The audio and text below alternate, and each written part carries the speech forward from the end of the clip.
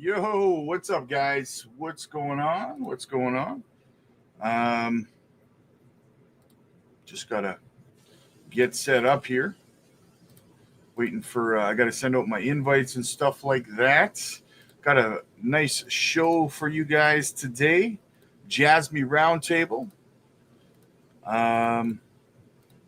Yeah, we're gonna get into the chat a little bit while we're waiting. Normally we give more time for the chat and stuff, but give a countdown. But hopefully people realize that we're live. And see what happens. How's everybody doing out there, man? How's everybody doing? Okay, like I said, just getting set up, so just bear with me. Hey, buddy, what's going on? Hey, man, you're actually live, huh? I'll be darned. Yeah. Right. Sorry, I went live ahead of time. Sorry about that. Took you by surprise? No, I think you went live like, okay, yeah, 4 minutes, I guess. Well, hello. How you doing, buddy? Not too Jesse, bad. what's up, buddy? What's happening? And so basically what we need to do here is understand that, all this needs to be calculated. And if anything, we could just bring in somebody like Jesse, KIR Finance. Oh, there he is. Hey. Well-timed intro. We got to get one of those like doorbell things. So whenever someone pops in, it's bing bong. So, how's it going, guys? How you guys been doing? Max, I saw you put something out. Was it yesterday? You put out some JASMY content yesterday, wasn't it? I shared it there over on my X. I think it was yesterday or the day before. Yeah, I think it was probably the day before. Yeah. Yes, sir. A lot to get into, but good to see Jesse. It's been a long time. Welcome back, Yoda. Back in with the ears, right? No, but it is good to see. I did watch your whole entire thing you posted about the Hara AMA. Well, if you want to call it the AMA, was it that new venture? I watched the whole thing from beginning to end. You critiqued that very well, to say the least, sir. So it was great timing to see you back, man. So yeah, welcome back. Yes, Thanks, appreciate it. I actually wanted to talk about that a little bit. Yeah, I saw you put out a couple things over the last couple of days there, right? Yeah. I finally was off this last week and finally had some free time. So I figured it was good a time as any to kind of, get caught up. It's New Year, right? New day. But yeah, I watched the interview with I think it was Water Drip Capital, and I thought that was one of the better ones that he's done in quite a long time, where the interviewer actually seemed pretty intelligent. I mean, she knew her stuff. It was kind of obvious that they've researched JASMY. They actually know a lot about it, and she asked a bunch of really good questions. I think the last AMA I dropped on before that was the one on Twitter with the meme project, and it's kind of they don't know anything about it and they ask the same canned questions. And so anyway, I thought hers were really good, and I thought I could maybe provide a little bit of insight on it. So why not, right? Yeah, totally. You did provide a lot of insight, and I don't know. There's things I didn't even realize. Like Hara apparently somewhat known English for 9 years, and we were all led to believe that this was just something within the last couple years. But yeah, he has been getting a lot better with his English, to say the least. Anyway, it's night and day from even just from 12 months ago. Night and day. Yeah. I remember all of the AMAs we were covering about a year ago with him, and all the complaints about how people couldn't understand him half the time and stuff. And now it's so much more clear. Yeah. But I mean, how many AMAs did Hara do? I rant about that almost every day. It seems like, is that people complain about transparency when it comes to the company, but Name another head of a crypto company that's done more AMAs inside of a calendar year than Hara did in 2024. Yeah, he's done quite a few, and he does a lot of I think he definitely does his fair share of those. But I kind of made the joke that I remember back when all the various troll type accounts were like, oh, this guy isn't real, this isn't a real person, it's not a real company, scam, scam, scam, scam.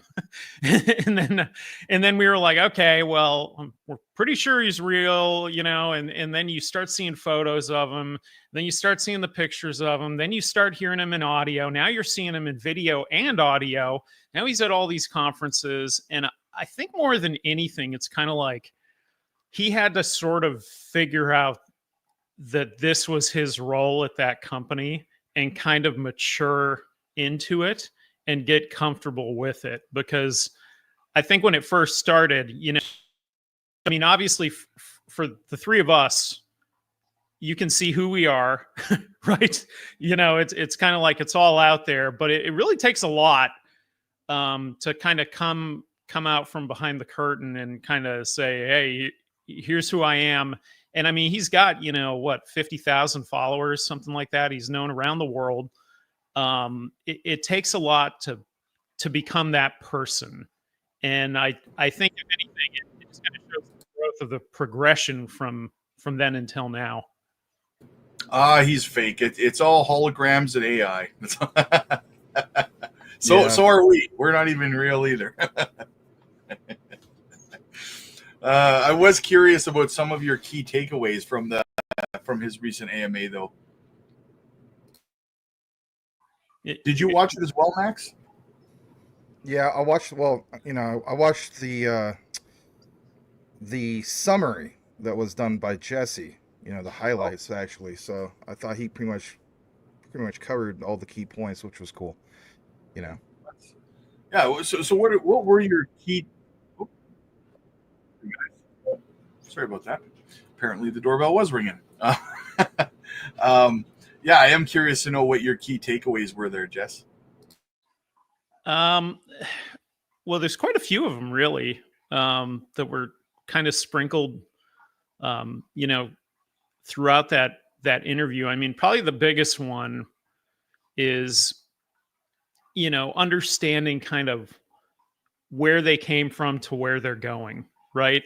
Again, from then till now, for the future, where's it all going, right? Because I mean, a lot of people have that's funny. Hey, a lot of people, have the same sort of complaints like, hey, we need some updates, right? I was reading all those posts over the last week or so, like people kind of getting frustrated, like, hey, where are you? What's going on? Put something out there. We need info. It's a 24-hour news cycle, and there's not always something to talk about. But I think he conveyed pretty well the token economy idea, the way that he's trying to actually utility for JASMY coin, right? That's kind of something we've been asking for from day one. He kind of gave a rough second quarter, third quarter. Hopefully we can get this in like a testing environment and see what happens with it. I agree with that. That's kind of where I filled in some of the blanks of like, I think this is a company that started as device makers, backed into blockchain, and maybe tripped on their face into cryptocurrency, right? Like they never wanted to be in cryptocurrency. They wanted to be, then the idea led them into blockchain, which led them into cryptocurrency, which isn't the expertise of anybody really that works there. And so that's kind of how this thing is steadily evolved.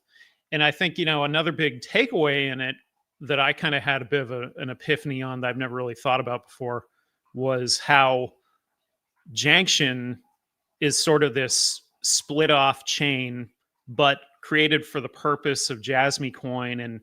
And I wonder, I don't know this for certain, but I wonder if they did that purposefully due to financial regulation in Japan, and they just thought this was too much. And so they split it off. And then he's kind of, you know, going down the rabbit hole with it on startup, right? Well, first off, yeah, like what you had said, when there's no news in the cycle, you and I have discussed this in the past. People tend to fill that that void themselves with a lot of FUD and misinformation. And I wanted to ask you both: It's been about a year. If you guys remember back about a year ago, before we had the 2024 white paper released.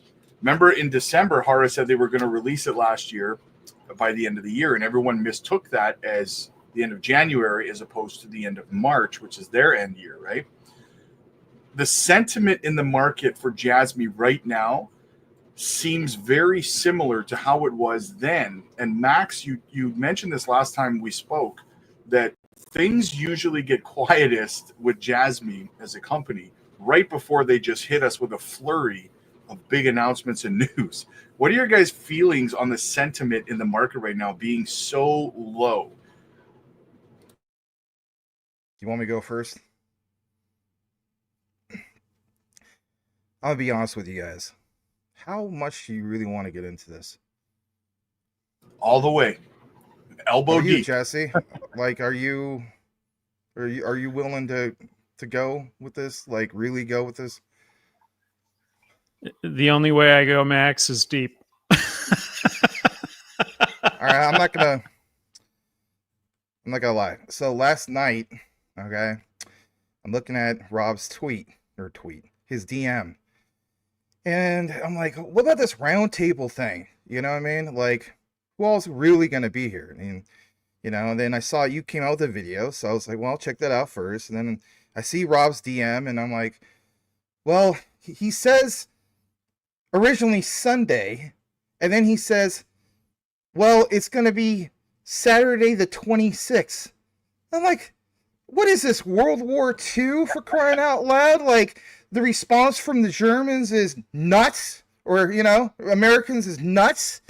Like, that is not the answer I'm looking for.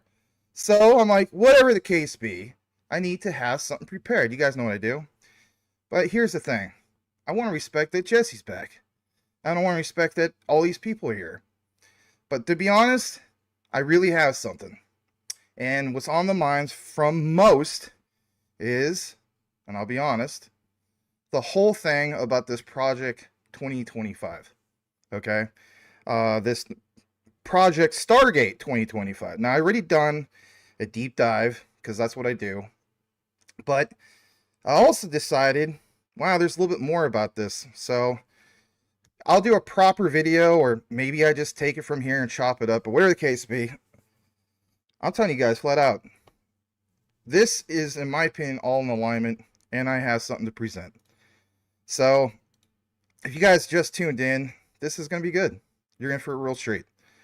And where I'm going with this is kind of just bringing up at least first this Oracle report. So what you see here is definitely worth pointing out. Some of you guys in the community have been blowing up my inbox like it's Grand Central Station. I'll just be honest. Oracle rolls out AI agents for sales professionals. Okay. What does that have to do with JASMY? You may think it has absolutely nothing to do with JASMY whatsoever, but there's speculation, there's confirmation, there's all that's in between. 4 days ago, give or take, you see this from Reuters, and, you know, the whole thing of artificial intelligence agents to help salespeople with a range of tasks around dealing with customers. This is not super long. Hear me out. US-based Oracle is moving, or part of the wave of big tech companies focusing on virtual assistants that can tackle repetitive or difficult tasks with more autonomy. Talks about, you know, the ones that Jesse covered years ago. Shout out to you, man. You know, your GAFA. You know, we haven't used that term in a while. But wherever the case be, emphasis on this thing called Broadcom, and we'll go ahead and, of course, play this for you. Now, I might have to shrink this a bit. From a new member of the $1 Trillion Club to a sure way to get Donald Trump's attention, this is AI Weekly. Broadcom is the latest chipmaker to hit a $1 trillion valuation thanks to the bots. Shares in the US firm leaped after CEO Hock Tan said revenue was set to surge. Broadcom is among the winners as tech firms look for alternatives to NVIDIA's pricey, hard-to-get processors. Donald Trump has won a big investment pledge from Japan's SoftBank. Today, I'm thrilled to announce that SoftBank will be investing $100 billion in America, creating 100,000 American jobs at a minimum. Trump said the investment would be focused on AI and prodded SoftBank boss Masayoshi Son to dig even deeper. Would you make it $200 billion instead of that? He can actually, believe it or not, he can actually afford to do that. Would you do that? OpenAI is biting back at Elon Musk's bid to stop it becoming a for-profit company. It's published a trove of emails with the billionaire to argue that he backed profit status until he failed to get a majority equity stake.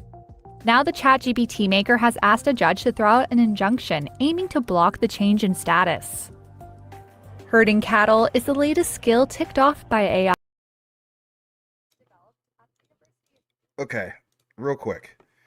So, a lot of us already seen the full interview with your SoftBank, Masanobu Son, probably not pronouncing it right, but you know who he is. And then on top of it, you have the big honcho, head honcho from OpenAI. There's also ARM, which I'll be honest, I'm not studied up enough about ARM, but the other ones I definitely am. Where I'm going with this is to show you some key things that was brought to my attention. So I want to give a shout out to this guy. His name is Jeremy Prine in our community. He's not just in the JASMY, but he's very active to say the least. And he brought some of these basic things, just kind of screenshot from his phone and whatnot. And I understand some people want a little bit more of the to solidify some of the sources, to say the least. But even with this, I want to bring up to you guys. So personalized interactions. By analyzing customer data, the AI agents could create customized sales experiences, addressing individual needs and preferences. Some of the notes. Privacy focus. As we know, JASMY, if they're not focused on that, then what are they doing, right? So we've already been there and done that. I'm not going to give you an intro to JASMY, but major selling point would be the emphasis on data privacy, ensuring customer information is handled securely in accordance, of course, with JASMY's data protection protocols, automated tasks. We kind of get the gist of this, right? But this part about potential applications for JASMY's AI sales agents. Now, again, some of the same speculative, but when you see some of the other things that are going to unravel, give me a chance to show you, you'll really think, wow, what is this really part of? And that really saying, to say the least, for me. So can this identify potential customers? The answer is, yeah, anything has potential, but market data and customer behavior, AI could identify high value leads, prioritize sales outreach, chatbots for customer engagement. I mean, some of this stuff sounds bizarre, and is this part of the whole thing of Optimus? I'm not going to go with that. But what's also interesting is this next screenshot. So he comes up with this thing, and I get it, AI is not the end all be all, but quote unquote JASMY AI for sales refers to artificial intelligence powered sales assistants developed by the company JASMY. Is that a real thing? Well, that part is that's just one source. And you guys are more welcome to get into it about the whole thing of IoT, all this stuff. Now, as I got further into it, I said, well, this is just one guy, and he's an awesome person. But, I realize Grok is not the only thing, because sometimes they just don't get it right. ChatGPT, was it Bard, aka now, Gemini. But even on this kind of adds up. JASMY coin been focusing on integrating AI agents into its ecosystem, particularly with an emphasis on sales, customer engagement, blah, blah, blah. This part, when we get further down to it, is, where it mentions the whole thing of market dynamics. JASMY coin, which can be seen as a bullish signal, focus on AI. I mean, whether it's JASMY, Shanction, and so on, again, led me to another key area. Now, this is from my own research. I will full screen this, and I want to put some emphasis on this. And I will play this.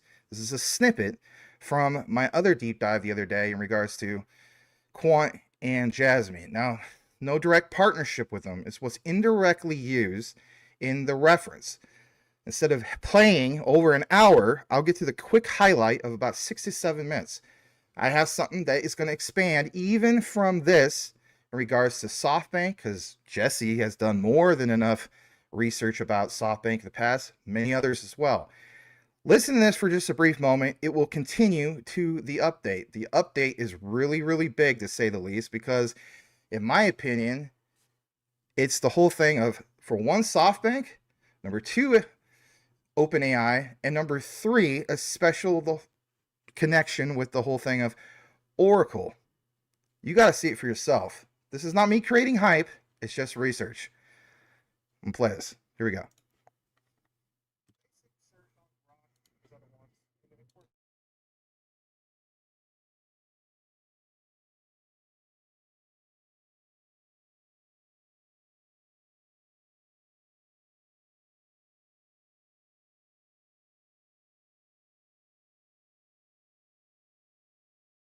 Buffering.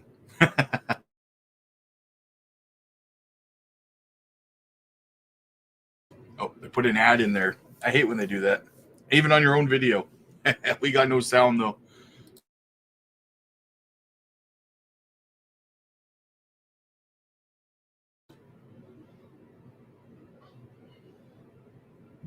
We got no sound, Max. No sound at all? No, nothing. That's weird. Hold on a second. That's strange. All right, how about now? Basic search on Grok. You can use other ones. And of course, we can give you a whole bunch of connections with actual documents, right? But again, how much have I already showed you? So based on available information, SoftBank's investment in JASMY. SoftBank has ties to JASMY through investments and partnerships. And notably, Mr. Masanobu Yoshida, who is the deputy president and CTO of JASMY.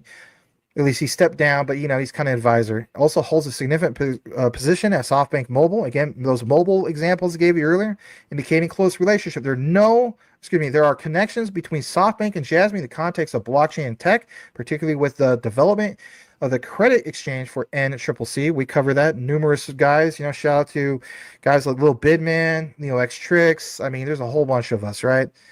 Using JASMY's proprietary blockchain tech and through the partnership with Cybertrust, a SoftBank subsidiary, for securing Japanese citizen data in My Number cards.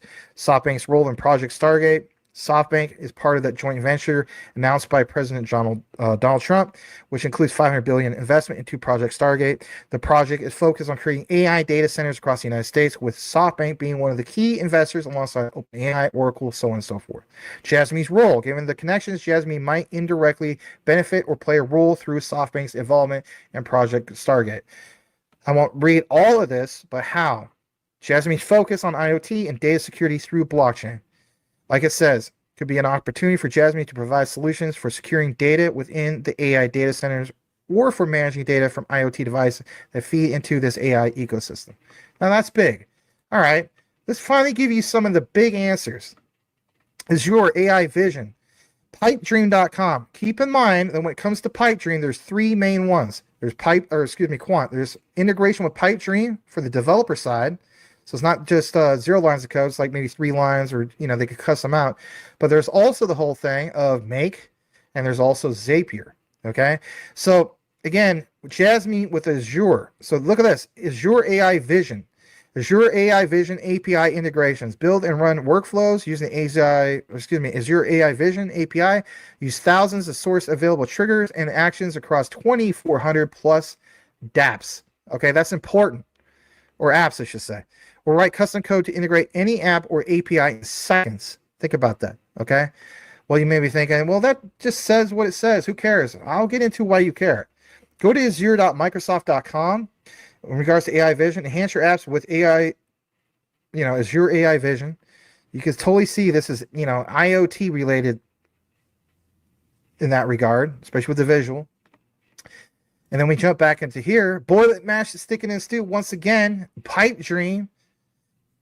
Azure OpenAI service integrations. Integrate the Azure OpenAI service API with the Overledger API. Does it mention anything in regards to some key things that is on the mind of everybody? Like, I don't know, smart contracts? Well, yes. Second from the top. Says you can even try it. Overledger Azure OpenAI service. So, yes, new smart contract event. Call for an API. Again, smart contracts, new smart contracts. You know, Overledger needs to sign on those smart contracts. New account event, new smart contract event. Again, it's all there, right? That's tremendous. All right, how about this? Little Bidman, shout out to him. NEC has introduced a secure PC monthly subscription service, and it mentions how NEC secure PC service is about, you know, combining safety and convenience, and you can kind of see how that workflow comes together. And if anything, I'll put it up on the next screen for you. Yeah, look at this. So it shows Microsoft OneDrive. It shows, for example, you know, Azure. See how that works out right there? You see it in the visuals. And it kicks it down to like data storage. What about like data storage through things what, you know, JASMY has going on? You know, IPFS or personal data lockers. You get the gist of how this is all orchestrated, how it all works, to say the least. Some people call it speculative, call it whatever you want. Why get involved in things after they take off? That whole notion just drives me nuts. But it's okay. Because when you get back into it, shout out to Neo. Let's jump back for a second. Neo has something here that he references, and I think it's also worth sharing. So basically, let's share this for a second. Actually, before we get back to Neo, SB's technology will be used to protect Microsoft 365 and secure core PCs. JASMY works with SoftBank's tech through CyberTrust and BitPoint, also linked to Azure through Aplix. Akashi. Akashi is owned by Sony. And again, we covered this in the past, but there's a whole new way. Take a look at this strange device that I'm holding in my hand. It's smaller than a quarter, but Of new people. SoftBank Technology has a track record for introducing Microsoft products for a long time, but not only Microsoft 365 E5, but also Microsoft 365 E3 and Microsoft. We know we have the whole thing of knowledge and how to, you know, bring the products such as Azure and OpenAI. Look at that service and Power Platform.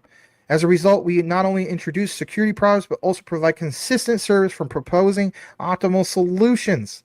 My goodness. And to pound it home with Neo X Tricks, what does he says or say? He thanks Lil Bidman, because that's what we do with our research consortium. We don't step on our toes. We honor each other with great research. So Neo says, thanks, my friend, referring to Lil Bidman. You're always insightful. Just wanted to add a little clarification for those who might not know yet. You might be new too. You might not know. It's the connection between JASMY and Aplix regarding Microsoft Azure is that JASMY has adopted Nutrix Cloud Japan for the cloud storage of its personal data locker. Nutrix can also connect to Amazon Web Services and Google Cloud Platform. And you can see how that kind of works. So those two did fantastic research. Shout out to Houston. He mentions that, and I'm sure this was before in the past, Microsoft to invest $2.9 billion in AI cloud infrastructure in Japan. US $2.9 billion commitment to Microsoft's single largest investment in its 46-year history in Japan. Until yesterday, right? Because yesterday, what do we cite here? Again, a reminder that you have this. You now have $500 billion. It was the biggest in the entire history of this type of thing. That's massive. That's $500 billion. Getting further into this, let's point out the moment you've been waiting for. Why don't you just point out first, Max? Why don't you just make a 30-second short? Not my style. You know, at the end of the day, I need to do something to earn something too, right? I need to provide extra value. But boil it, mash it, stick it in stew. This is how you have the likes of JASMY with Azure, and you have, you know, this whole thing of Azure OpenAI, everybody. My God, mic drop moment. Make an API call to the Quant Overledger to prepare a smart contract transaction. Kicking it down to who? Another player from Project Stargate, Oracle, to make an API call. Then Oracle kicks it to what? The Oracle Fusion Cloud sales to get a record. Record of what? Well, could be anything, but whatever the case be, it works. and then Overledger to sign that smart contract transaction. For over 2 years, I received so much criticism that I'm full of crap when it comes to the whole thing of orchestration of both JASMY, not indirectly, like you see here, and also things like Quant. Boil that, mash that, stick it in a stew. Okay, hold on a second. Now, the other part where it's the follow-up, all right, and this won't be super long, okay, is to show you guys a tad bit more in regards to this. So there's a little snippet. I understand, just a disclaimer out there, that some people, you know, they're either going to be on board with some of this, and they're not. Keep in mind, just in case you're new to me, cancer affected both sides of my family. You know, it took my mom, took my grandparents, both grandparents on my dad's side, you know, my aunt, some of my dad's, you know, like his best friend, my mom's best friend. It's a horrible thing, right? So whatever the case be, I'm just providing you guys research, trying not to make this political, but I'm also going to play this because you just need to hear it for yourself. Listen to this, take everything that was presented, if you were paying attention, and listen to this. Draw your own conclusion. I fast forward to this key part, and this will be about roughly a minute. Here we go. One of the most exciting things we're working on, again, using the tools that Sam and Masa are providing, is a cancer vaccine. It's very interesting. It turns out, I'll be quick, all of our cancers, cancer tumors, little fragments of those tumors float around in your blood. So you can do early cancer detection. If you can do using you can do early cancer detection with a blood test. And using AI to look at the blood test, you can find the cancers that are actually seriously threatening the person. So we can, again, cancer diagnosis using AI has the promise of just being a simple blood test. Then beyond that, once we gene sequence that cancer tumor, you can then vaccinate the person, design a vaccine for every individual person to vaccinate them against that cancer. And you can make that vaccine, that mRNA vaccine, you can make that robotically, again, using AI in about 48 hours. So imagine early cancer detection, the development of a cancer vaccine for your particular cancer aimed at you, and have that vaccine available in 48 hours. This is the promise of AI and the promise of the future. Hold on. I know everybody wants to jump in. Just hear me out. Now, if you're new to this, you're like, what the heck does this have to do with JASMY? This has nothing to do with JASMY. Max scam, right? Well, check this out. I'm going to take you over to here. Does this look familiar? Well, it may when we get into it. You see from the publication not too long ago about JASMY My Genome Guard. All right. I'm not the only guy who talked about this. So many people talked about this. You see, for example, Sato-san, Hagawara-san, and to support the development of a cancer treatment known as CTC, neoantigen dendritic cell therapy. Oh, this is just a giant coincidence, Max. You're always trying to bring giant coincidences together, but you kind of bring in about maybe 20 or more plus coincidences together. All right. Yeah, exactly. Watch this. Pull up more about this, about what Japan and JASMY and all this is doing, about this project. It leads us to, of course, CTC, neoantigen dendritic cell therapy. Well, instead of doing, no offense, the fluff, let's just take you over there. Sometimes people just don't take you over there.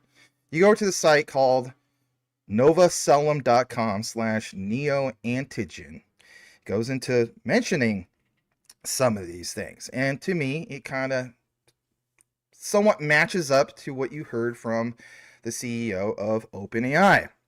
So without jumping into it too much, I want you guys to see, again, some key things. And again, This is from an excerpt from the Department of Immunotherapy, University of Tokyo Hospital.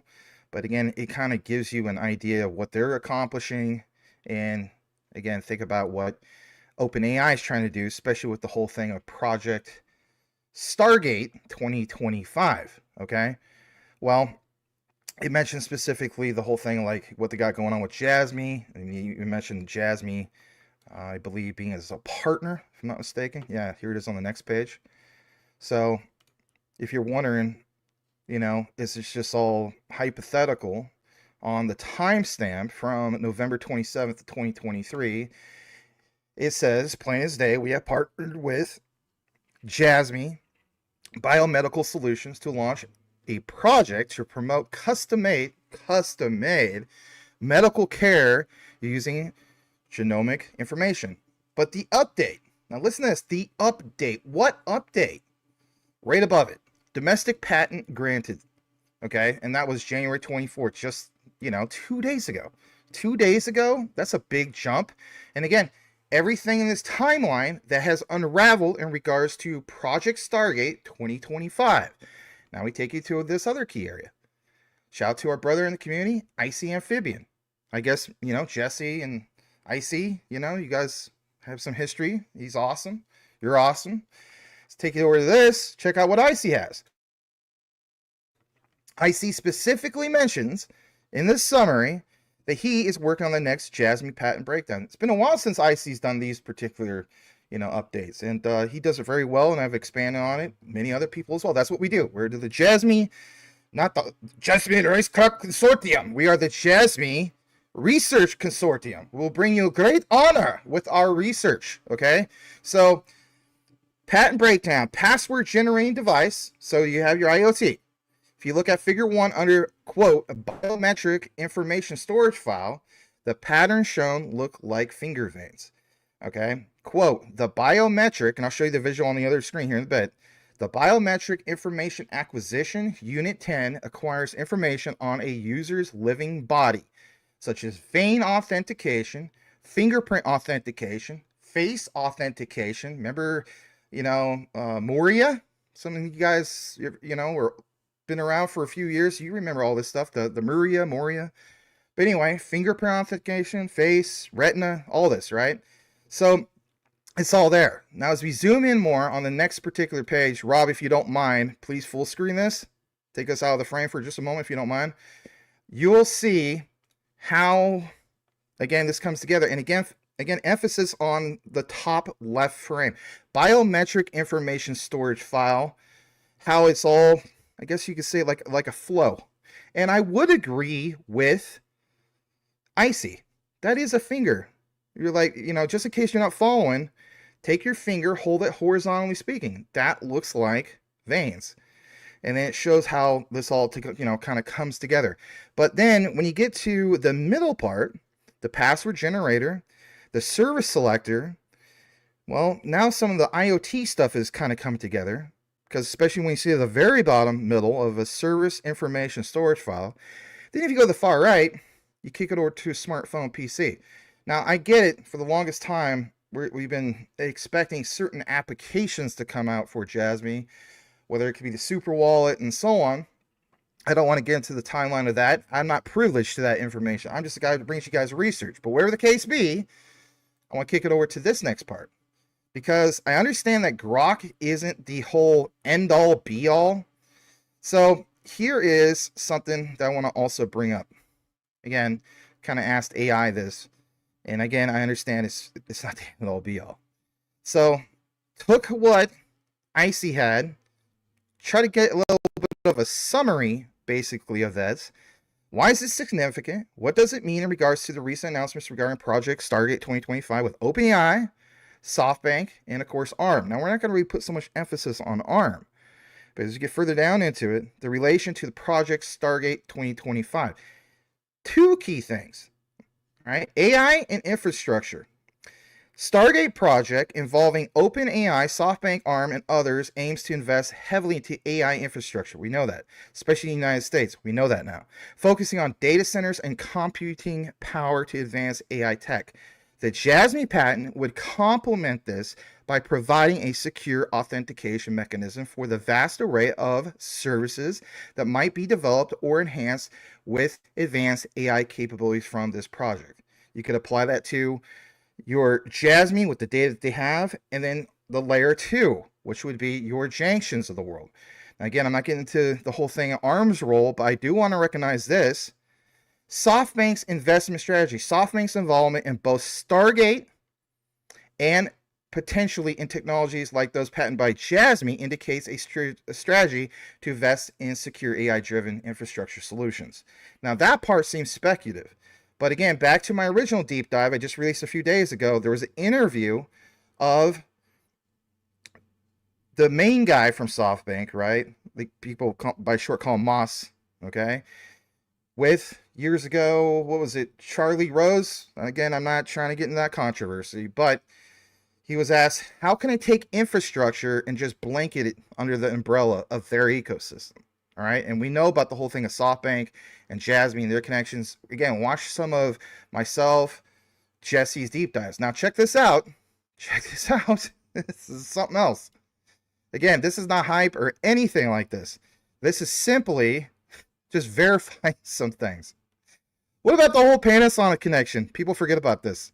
So last year in June, Panasonic Group saves 180 tons of CO2 by upgrading data center. Company also completes first phase of cloud migration of internal systems to who? Who? Boil it, mash it, stick in a stew. Oracle. Yeah, this is how we confirm some things. There's no speculation there. And then that brings us to the next highlight. Panasonic automating large-scale IT asset tracking and data center management. Well, what's the solution, right? It's to automate their asset tracking process. The company looked at numerous solutions before coming to the conclusion that RFID is the best and most effective IoT solution to meet their requirements. And then it just gets better and better. And then, again, this is from their PDF called Panasonic Logicen IT Asset Tracking. And, for example, what's the other part?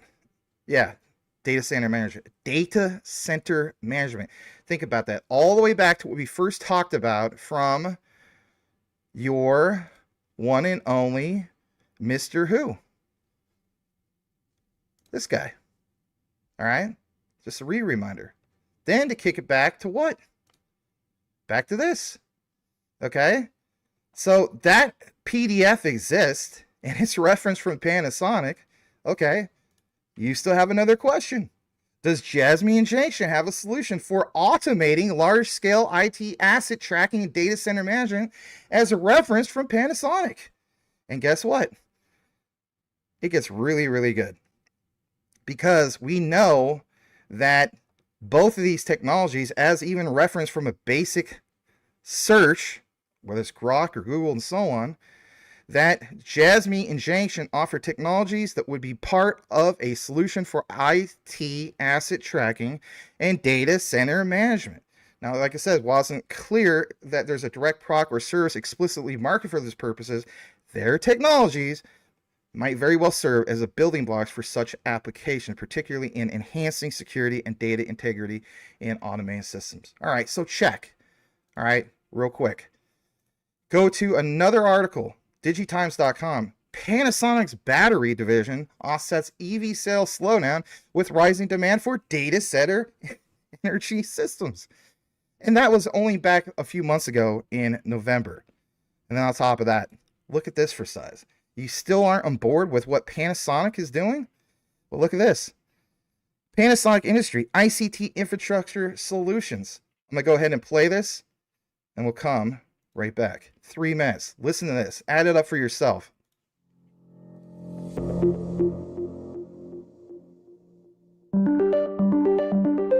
Since the launch of the internet in 1970, the volume of IP communications traffic distributed around the world continues to grow rapidly.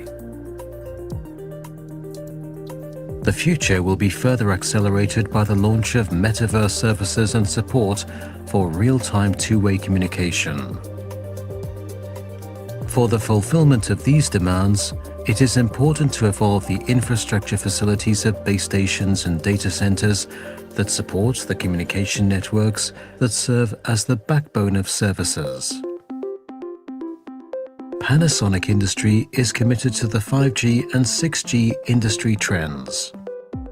We will be contributing to the information and telecommunications infrastructure sector.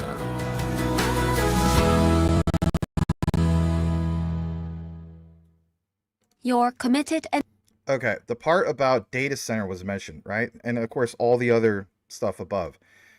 Take you over to connect.na.panasonic.com. Panasonic Connect launches a new customer experience center. Look at this. If this doesn't age well, I don't know what to tell you. Quote, the opening of our new CXC aligns with the evolution of customer experiences becoming even more immersive in the recent years, said Rick Elliott, president of Panasonic Connect North America. Our solutions are transforming critical industries, and the best way to understand their impacts is to model them in real-world environments. We see the space being the breeding ground for future innovations as we collaborate, again, keyword here, collaborate, to solve many of the biggest challenges in the B2B space. Again, Panasonic Connect, all right? How about this? Again, Panasonic Smart Mobility Office, all right? Streamline your connectivity, effortless implementation. You can kind of see how this comes together. But again, look at this. This looks very familiar.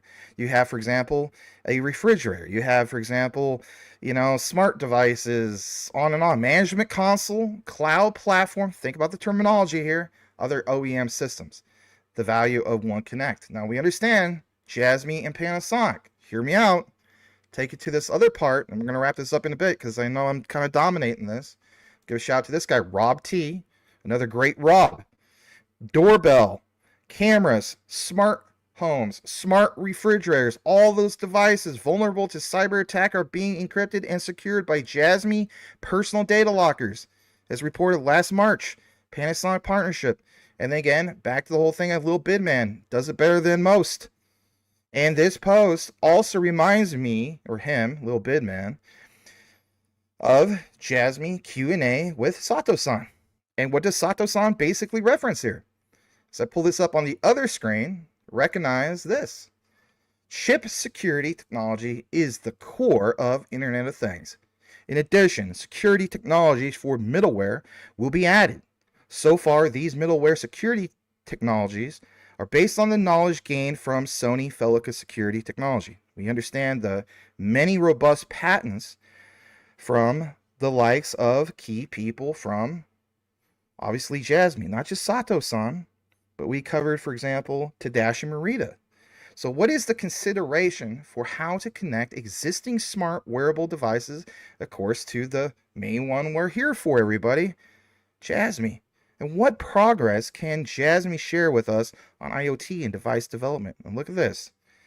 Sato-san says, basically, it is possible to install JASMY system in any Internet of Things device, including cars. Currently, it starts with PCs, cell phones, and cars. Again, back to the visual that you see here from Mobility North America, Panasonic.com of One Connect. That adds up, okay? And to pound it home that much more, people forget about this stuff. This is straight from blogs.oracle.com about cloud infrastructure. It's this thing called DNA Nexus. Shout out to Rue Black. I mentioned to him on his show that I saw in the future, in my opinion, that you will see scientists trying to come up with a way through like DNA, because they realize that that is the most amount of storage you can get. How can you tokenize, or how you put that technology into blockchain? Now, it sounds crazy, but DNA Nexus and Oracle collaborate, again, that keyword collaborate, to advance precision health. Okay? And what's it say here? And here's your highlights. Says here, scientific breakthroughs and, basically improve patient outcomes globally by accelerating innovation in genomics and healthcare. Collaboration will do what?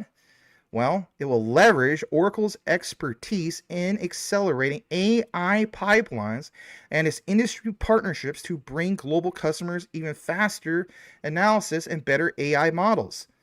Okay, that makes sense. And to even give you a little thing recently from DNA Nexus, what about this chart? Okay, look at the documentation, for crying out loud. People don't do this. I'm going to bring it to you. Comparison of base license versus GXP license. GXP license meets all the key criteria, but you may think, I don't know about all this stuff. All right. So we'll just highlight a little bit of the compliance. What about an audit trail? It says here, human readable daily log of activities. Your logins, your uploads, your downloads, your run analysis, sharing API calls. Again, back to the whole thing about API. Related to all users and projects within the organization. Okay, interesting. All right, here's what's most interesting. See where it says security and privacy certifications? And what do you see there? For one, you see JASMY's certification of ISO 27001, because they're officially part of that, by the way. And number two, you see GDPR regulation. As a data processor, how many times over the course of 3+ years now, myself, Jesse, Rob, you name it, have referenced things about GDPR. What about the European Union? What about the United States? What about the UK? Yeah, I even talked about Quant. Privacy Shield, standard contractual clauses. Check, check, check across the board. All right. Like I said, I'm going to wrap this up soon. JASMY. Medical. Remember I did this update. Whenever I talk about medical, even on my own channel, don't get a lot of views, but that's okay. Got to talk about it. So does ISO 27001, the JASMY certified standard for ISO, have anything connected to medical device? The answer is yes. Because ISO IEC 27001 is an information security standard that helps medical device manufacturers manage cybersecurity risk. And why is that important? Well, and here is your mic drop moment. Here is your bombshell. Shout out to Jeremy Prime once again. I love when people in our community interact with us. It makes things easier. Is Oracle, Max, part of ISO 27001? And the answer is yes. U.S. Data Privacy Framework. Oracle Cloud Compliance. This standard is an extension to ISO IEC 27001. My goodness. And there you have it. There you have it. So glad to be able to share it with you all. See, that, Max, is why people like you are so important in this space, because with all of the arguments that have been going on over the last, you guys have seen them online about Stargate and all this stuff, JASMY. And see, Max doesn't argue with people online about that stuff. He just builds up a big, deep research, solid snowball and just blasts you right in the face with it, right? That's how babies are made, my friend. What are your thoughts? What are your thoughts, Jesse? I really like that, and thank you, Max, for putting that together. I know that had to have taken a lot of time to get all that. This is kind of how the whole JASMY community has sort of been built over the last however many 2, 3, 4 years it's been, is through stuff like this, right? So, what people forget is that, this is a private company. This is not a stock. They don't have to disclose really anything to us. It's just a cryptocurrency that's traded, right? And research like this is kind of like how we've connected the dots over all the years. And oftentimes researchers like Max put things together that they really haven't fully disclosed yet. And I think you're really good at it. Lil Bidman's really good at it. Obviously, a few others are really, Icy is really good at this stuff, kind of connecting all this fabric behind the scenes.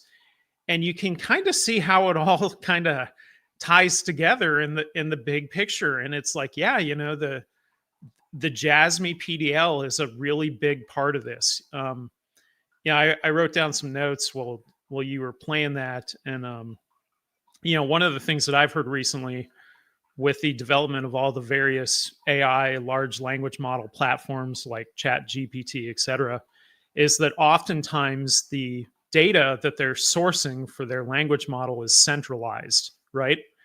And that's in particular where blockchain changes everything drastically, right? This is sort of the selling feature of decentralized AI through blockchain, where that dividing line is, and where JASMY comes in particular is through the anonymized, decentralized data.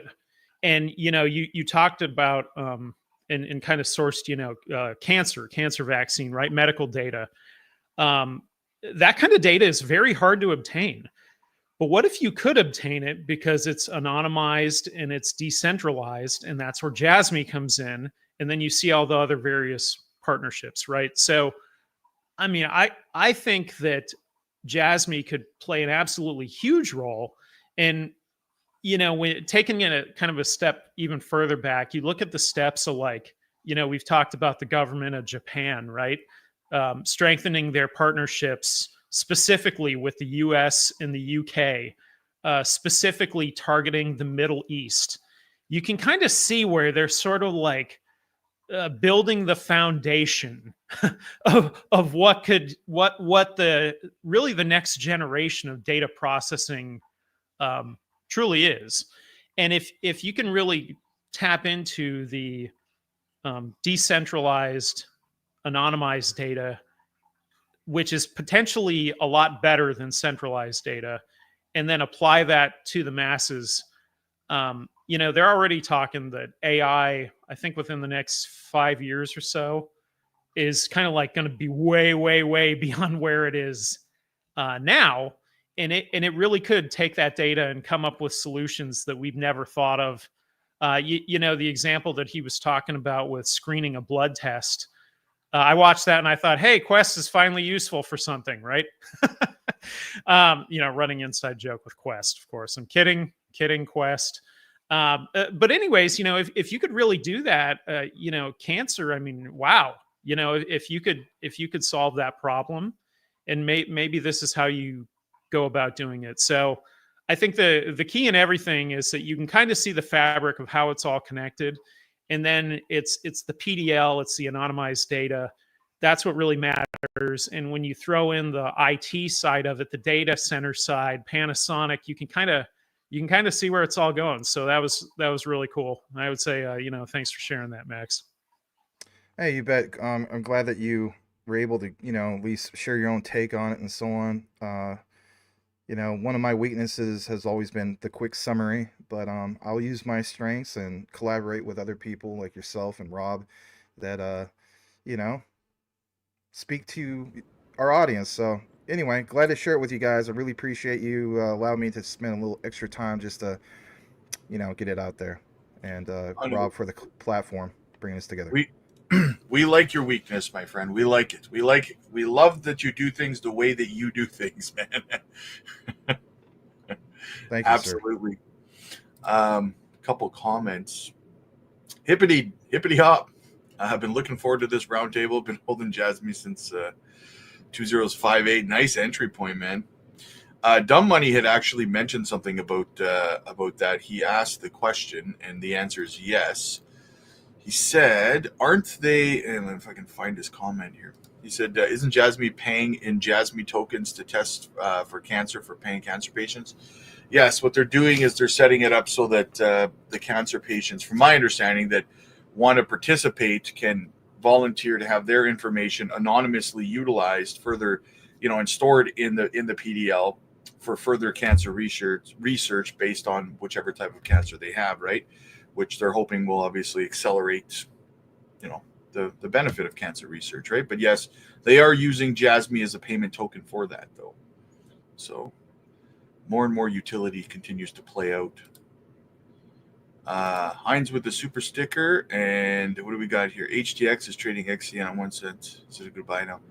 I would DCA. I mean, when something pumps as hard as it's been pumping, you're probably dollar cost average. I mean, it's not financial advice, but if something's up 500-600% over the course of 2 or 3 weeks, maybe wait for a good entry point. Right? And speaking of which, Max, I don't want to deter the conversation too much, but if you recall, I asked you to dig into XCN about 3 months ago. Remember? All right. I knew you were going to do this to me. I knew it. All right. So, like I pointed out to other people, yeah, I'm not into XCN, but I'm rooting for your success. At the same time, I could be like, hey, Rob, did you dig into Clearpool? Well, what's that? Well, I did 25x on that on my last bag. My friend, he bought bottom, he did a 50x on that. Right? There's so many things out there where I could be into things and you could be into things and vice versa, where it's like at the end of the day, you can't own everything, like I was telling Jetpack Joe, right? ISO Jetpack. You always change your name, which is fine. It's just like it's how it goes. It's what comes to the territory. But I'm glad that you guys did very, very well. Did I miss out on XCN? Yeah. Did I miss out on Art Block? I was on the fence of buying Art Block, right? Like a lot. I missed out on that too. But I'm not talking about in terms of the price action. And I'm talking about why not talk about it, because I did miss out on it, right? I want to know your thoughts on the project. That's what I want to know. Because I know that I've seen what's going on. I have seen what's going on. I get so many requests to cover it, but you got to keep in mind, like, how many things, like, I don't know if you ever actually added up all the things to cover on my channel. Like, it's not me patting myself on the back, but I mean, like, add up the ISOs, all right? Yeah. Add up add up JASMY to that list. Add up your clear pulls to the list, on and on. Now we're getting to the realm of 13 projects. Like, I get it. You on your channel, like, you got Patreon, you got all sorts of stuff, you got a whole community. Awesome. I work 3 jobs 7 days a week, and guess what? All right, I'm finally going to be able to quit one of the 3 really first week of February, because my channel went on a bull run. And shout out to you, brother. I see your channel, you're finally getting the views you deserve. You're taking off. You're doing what works. What do? You put JASMY and XCN on the thumbnail together. You bring in both communities. That's a good thing to do. There's nothing wrong with that. So, I'm rooting for you. You're almost at 10K. I think it's awesome. But anyway, yeah, it's the channel is finally taking off. I mean, we're talking, Maximus Crypto has technically been around since December 2021. I left and joined another Yahoo. That's me being polite. Who really screwed me over a while back. I won't get into that too much, but then I had to start over. I'm talking about Jesse. Come on. No, not him. Anyway, I just start over. It is what it is. And so, anyway, yeah, the channel is going to allow me to quit one of the 3 jobs, and it's so much more fulfilling to be able to, work on your own craft, do something that you love. Clearly, I love researching, right? Like, I can't hide that.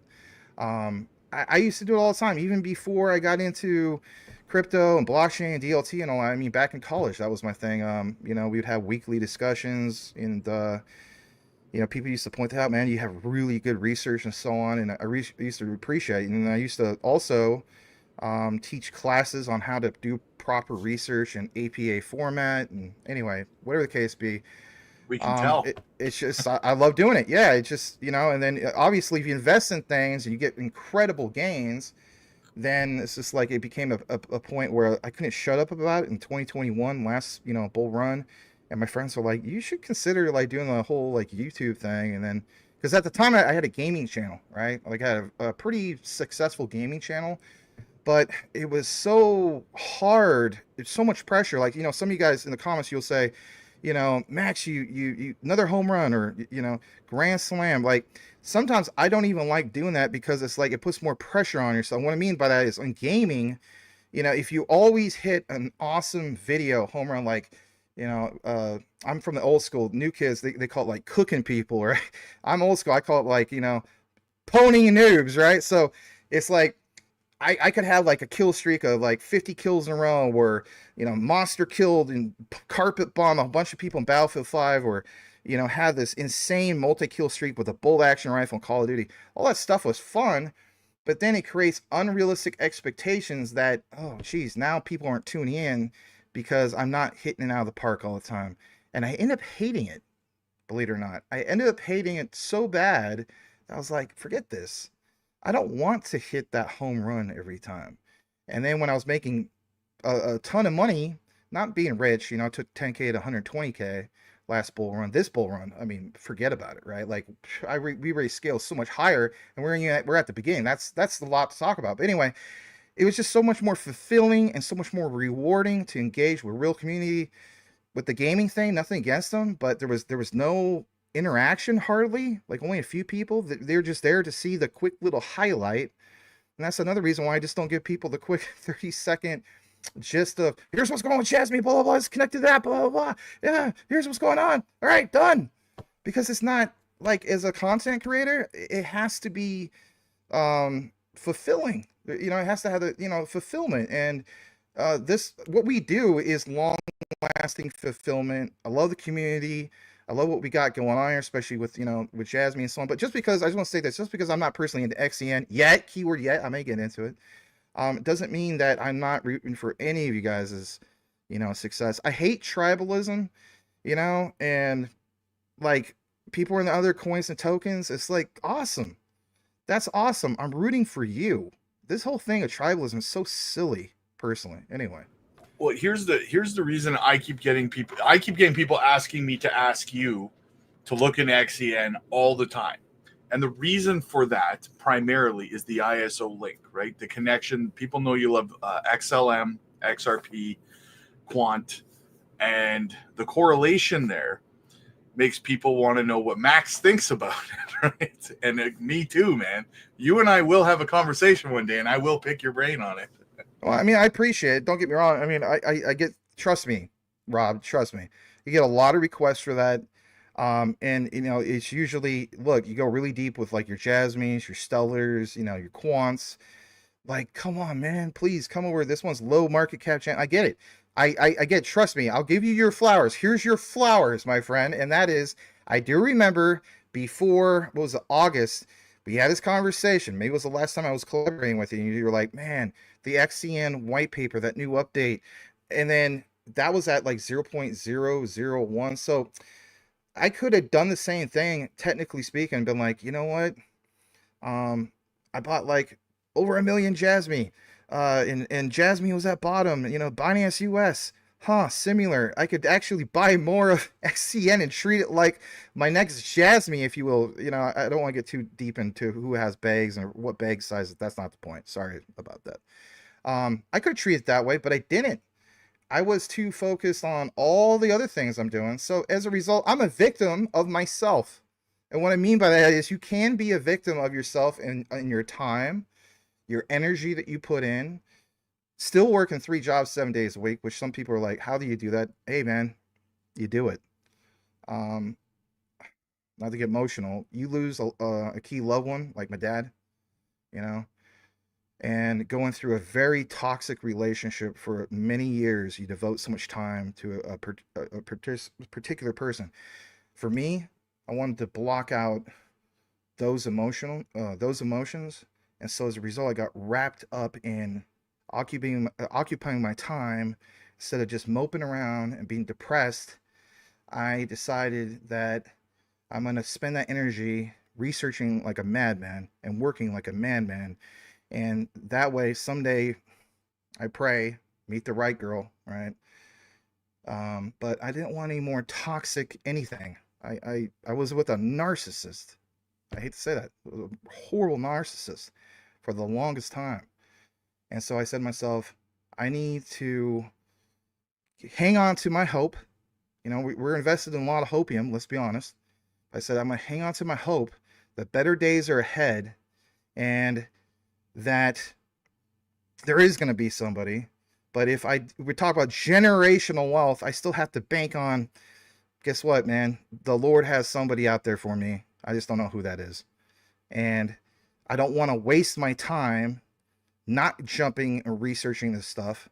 So when that comes eventually, I'll be glad that I put in the time and the effort and literally the physical work, because no offense to some people have one job, but for me, it was just like one job is not going to get it done for me to buy what I need on, you know, as I say, bloody days, to buy the bloody days, right?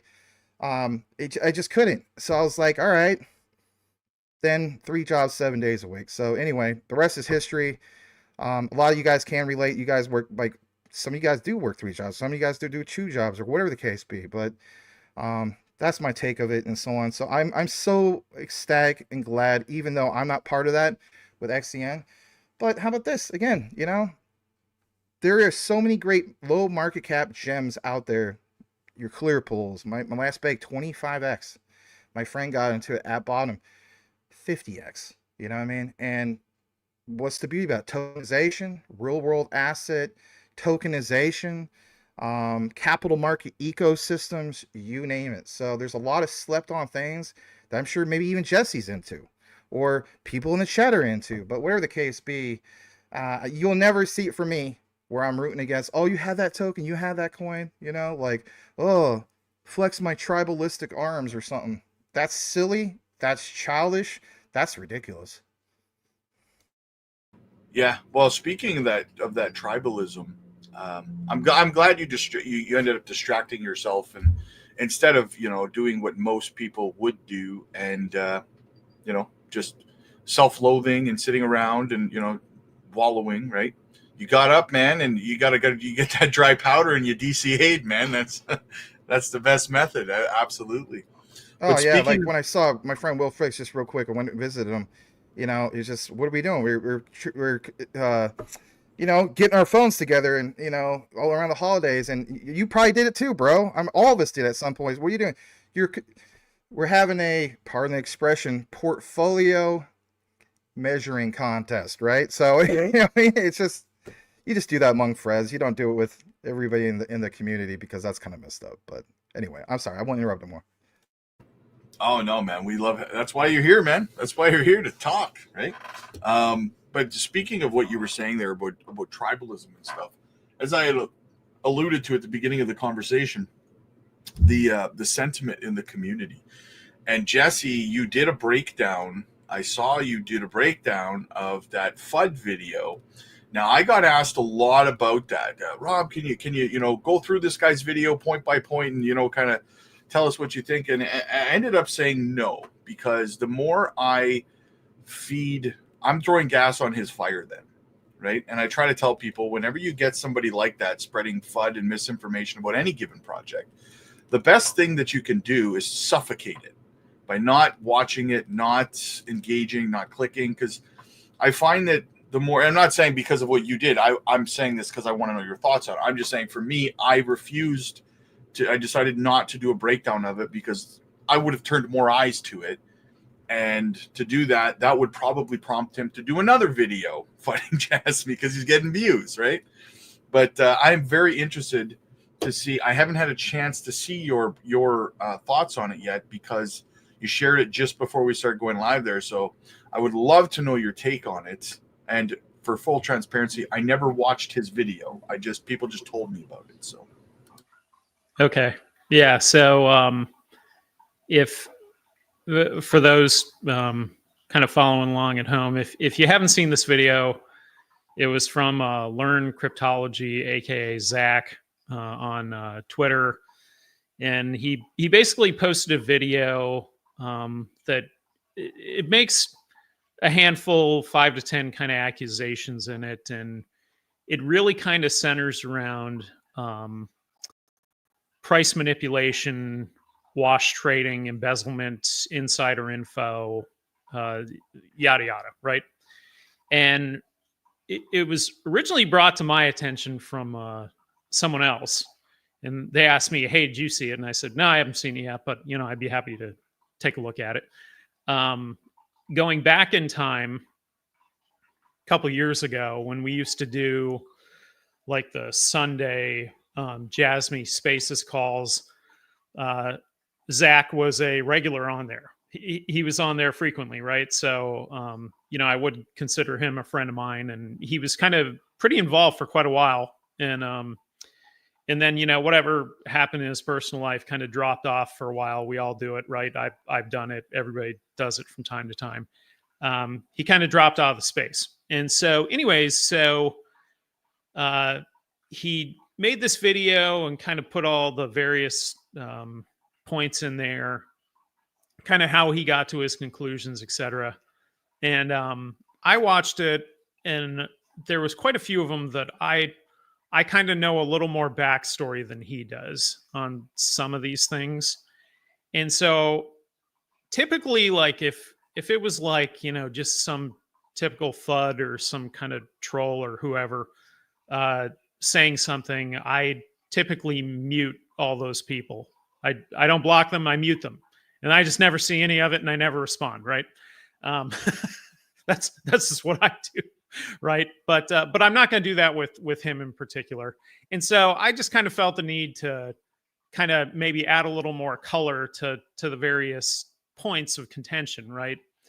And one of the biggest points I would say is this idea of market manipulation in terms of, I think what he was targeting specifically was wash trading, where the buyer and the seller are the same entity, right? And you were a traded stock, if even really, crypto is a bit different, right? It's kind of the Wild West where without regulation, you can kind of do whatever you want. But in the stock world, if you had like the CEO or somebody at the C-suite or whoever in there and they were buying and selling and straight up manipulating it, that's definitely highly illegal to do that kind of thing, right? Now, what's different here, though, is that when a market maker is brought on board to a team, the market maker has a few goals. And so one of the goals is to provide liquidity, buying and selling, right?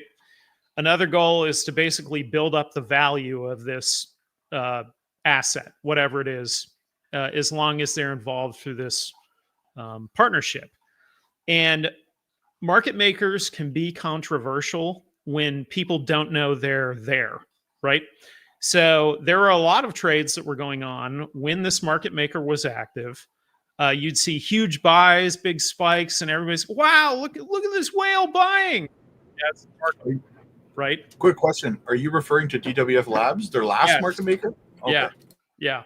So there would be, large buys that would go on, and the people that don't know they're involved see that and they go, look at this whale buy. Holy cow, look at that whale buy. That's amazing, right? Likewise, there may be trades that if you were really zeroing in on Etherscan, you can probably find wash trading on, I would venture almost every single cryptocurrency there is. Okay. So my point here is that market makers are involved across the board in almost every project. They're also involved in the stock market, which is highly regulated. Market makers are involved every single day. So if you're trading stocks, at least here in the US, there's what they refer to as the opening bell and the closing bell. So the opening bell is like 9, the closing bell I think is 4 or 5, whatever.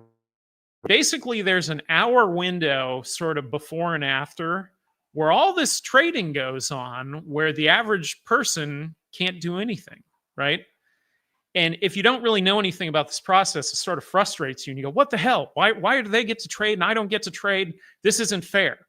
That's the market makers. So the market makers, again, are building the market, either high, low, whatever. They're constantly getting this thing to move. It's kind of like when they get the charges, and they hit the body with it, get some energy in it. So it's the same concept. And so anyways, in the crypto world, there are market makers across the board, right? All of the major exchanges all use market makers. They're everywhere, okay? And so really a lot of the video sort of specifically targets market makers. And it's saying that this is all underhanded, this is wash trading, this is illegal, this is stealing money, these are this, these are that, right? Now, my counter view on this is that when they disclose a market maker up front, when JASMY says, hey, we're going to be working with a market maker, here's who they are, it's been disclosed. That's kind of how it goes, right? Now, the market maker has no obligation to say every single trade, hey, by the way, that was us. By the way, that was us. Hey, this was us again. Hey, that's us. They don't have to do that. But they did disclose up front they're using a market maker. And so ultimately, and my personal view on this is I think the market maker single-handedly did more for JASMY than JASMY ever has, personally. That's my view. And the reason I say that is that prior to the chart went down, down, down. And a lot of people don't know why, right? Well, the reason why the chart was going down a lot in the early days was because JASMY had an owner who was selling. Okay, that guy sold his share kind of all the way down. And you see this in a lot of other crypto projects too. They're not the only one where this kind of thing happens. XRP. Legal, right? So he can do that. He can sell his stuff. And so he did. And so the point is eventually a twist of fate happened, right? And the twist of fate was when Binance bought the Sakura exchange in Japan and said, hey, we're going to re-enter Japan, and now we're going to rebrand as Binance Japan, right? Well, what does Binance Japan want to list? Well, they want to list projects based out of Japan. How many of those are there? Next to none, right? So that insert JASMY, right? So I know for a fact that they met with them, and I know that Binance Japan told them specifically, you should really look into getting a market maker because of your chart, because your chart goes straight down like a roller coaster, right? And so that's exactly what they did at the advice of Binance Japan. So lo and behold, the market maker comes on board at the bottom. This is when the price was floating around, sub penny level, 002, 003, 004. And through the time that they were involved heavily, to the time that I think the window of their partnership probably came to an end, the coin went up to about 2.5 cents. So again, long term, what was the goal? Provide liquidity, and it's to build the base of this thing, to build the foundation, to build it up, right? To create the market. And that's exactly what they did. And so the flip side of that is, I do know that Zach had posted, that apparently he sold out his holdings in 22 and 23, right? That's kind of 23-ish is probably right around when the market maker was coming on board. So if I had to guess, this is just pure speculation, I would guess that he probably sold before the market maker ever got involved. And then afterwards, he's seen the market maker doing wash trading, and he's saying that that's manipulating and they're stealing it. And likewise, when he says something like embezzlement, embezzling funds, that's not really the definition of embezzlement. So in the blog post that I wrote, I kind of gave you an example, right? Like if you think of like here in the US, there's a lot of big unions, right? Like the auto union, let's say. So let's say the president of the auto union is sitting on a fund of auto union funds of, I don't know, $8 billion. And he decides to take 30 million because no one's really paying attention and buy himself a new house. That's embezzling funds because he's taking that money and he's putting it right into his own pocket, right? What happened here, with these coins, this is different. Nobody is taking your coins out of your wallet and stealing them. Nobody is saying, hey, you can't exchange your coins anymore. And again, it's all done through an exchange. It's not directly with this company. There's multiple nuances to this that you're sort of making an accusation that isn't really legally accurate, is the point. And so ultimately, where it all lines up, again, is convince anybody one way or the other what's good or bad. I only have my own view that looking at it from the bottom to where it is today, the market maker made a hell of a lot of difference in a positive way. Now, you could also say the counter argument is, well, I'm sure a lot of people got ripped off through these trades because they didn't know that that was a market maker. That's probably true, right? And when it was disclosed up front that this market maker was involved, you were put on notice. Whether you read that or not, they don't have an obligation to remind you every single day there's a market maker making trades. Well, didn't Hara also mention, I think last month, that they are currently looking for a new market maker now, right? Yes, and this was in the AMA with the Water Drip Capital, is he said specific to being listed in the Coinbase Top 50 Index has created some opportunities for them to work with new market makers. So there could be multiple market makers via that. I've also done a little bit of speculating myself based on what Hara had said in an AMA near the end of last year. I can't remember which one because he did so many, but he talked about when he was at ETH Denver, he had met, you remember, he met with a bunch of US-based VCs, right? Trying to get them involved with JASMY. Well, in this AMA at the end of the year, he mentioned that there was actually a lot of interest from the VCs, but that the feedback he got was that because of the aggressive stance of the SEC in the US, they were hesitant to get involved. So my speculation is I wouldn't be shocked to see Hara back in the United States sometime throughout 2025 at some of these conventions again, revisiting these American-based VCs, and maybe things are a little bit different with a more pro-crypto administration. What do you think about that? Am I off my rocker? No, I think you're on the money. I'd agree with you 100% on that. I think, you know, one of the other accusations in the video was kind of about how they were only on one exchange in Japan. And I made light of how the regulatory environment in Japan was not crypto friendly. And that's what sort of created this scenario. Likewise, when you look at the US over the last 4 years, Gensler and the SEC have made it a nightmare related business in the US. New administration, new SEC looks a lot different. So could all that black clouds kind of over being in a blockchain related business here in the US go away? It seems like it. And so there is probably a lot more business opportunity.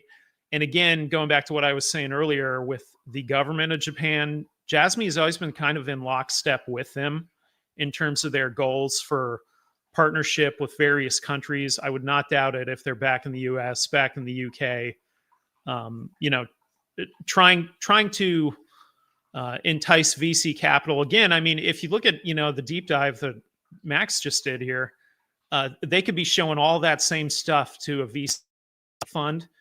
And how would you not be interested in a project like this, right? I mean, they would have to be looking at it. And when you look at the ties to the Japanese government for them, I think that's something you can't overlook. Yeah, at the very least, you'd think they would want to know more after, you know, those sorts of presentations for sure. I wanted to show you guys something from the chart from last year. Last year at this time, and this is where what I was getting at with the sentiment in the market, is that you guys remember, look at all this pain look at all that sideways pain on the chart, right? But right here is what I wanted to focus on. This was last year at this time.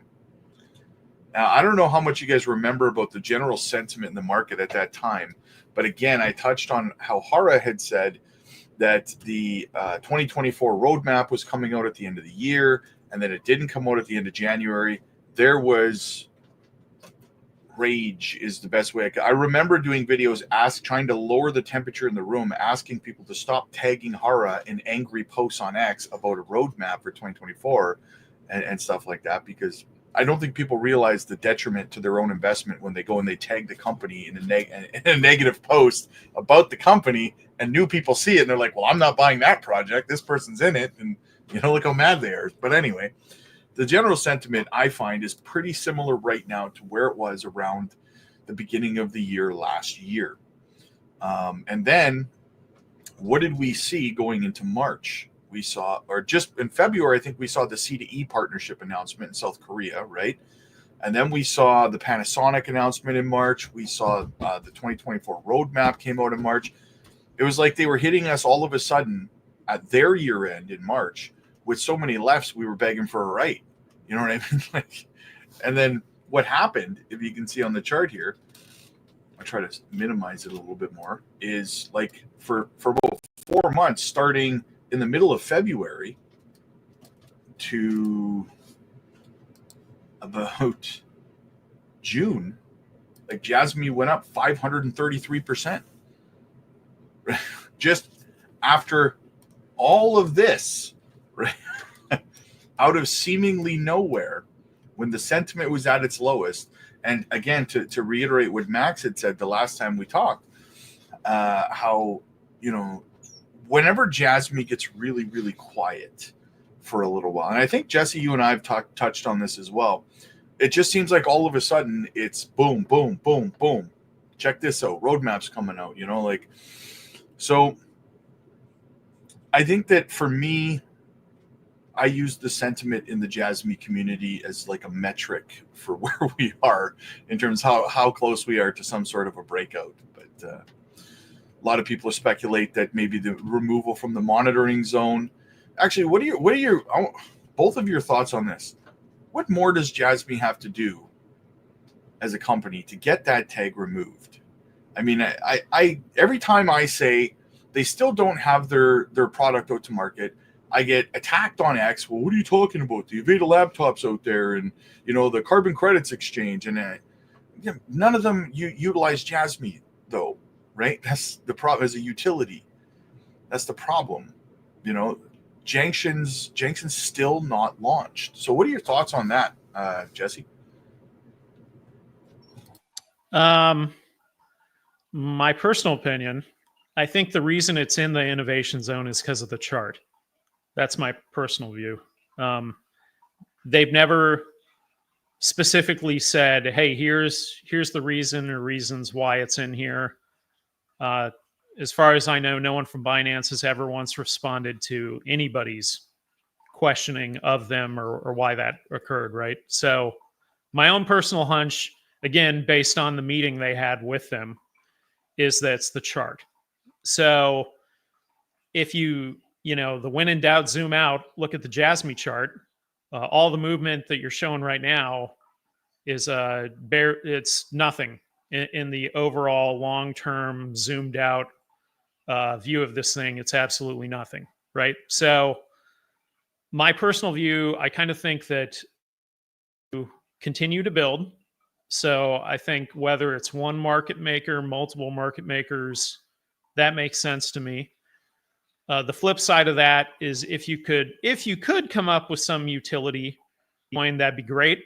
Whether that's injunction or not, but I don't know if that's the all be all issue here, right? Like if you think about meme coins, show me a meme coin with utility.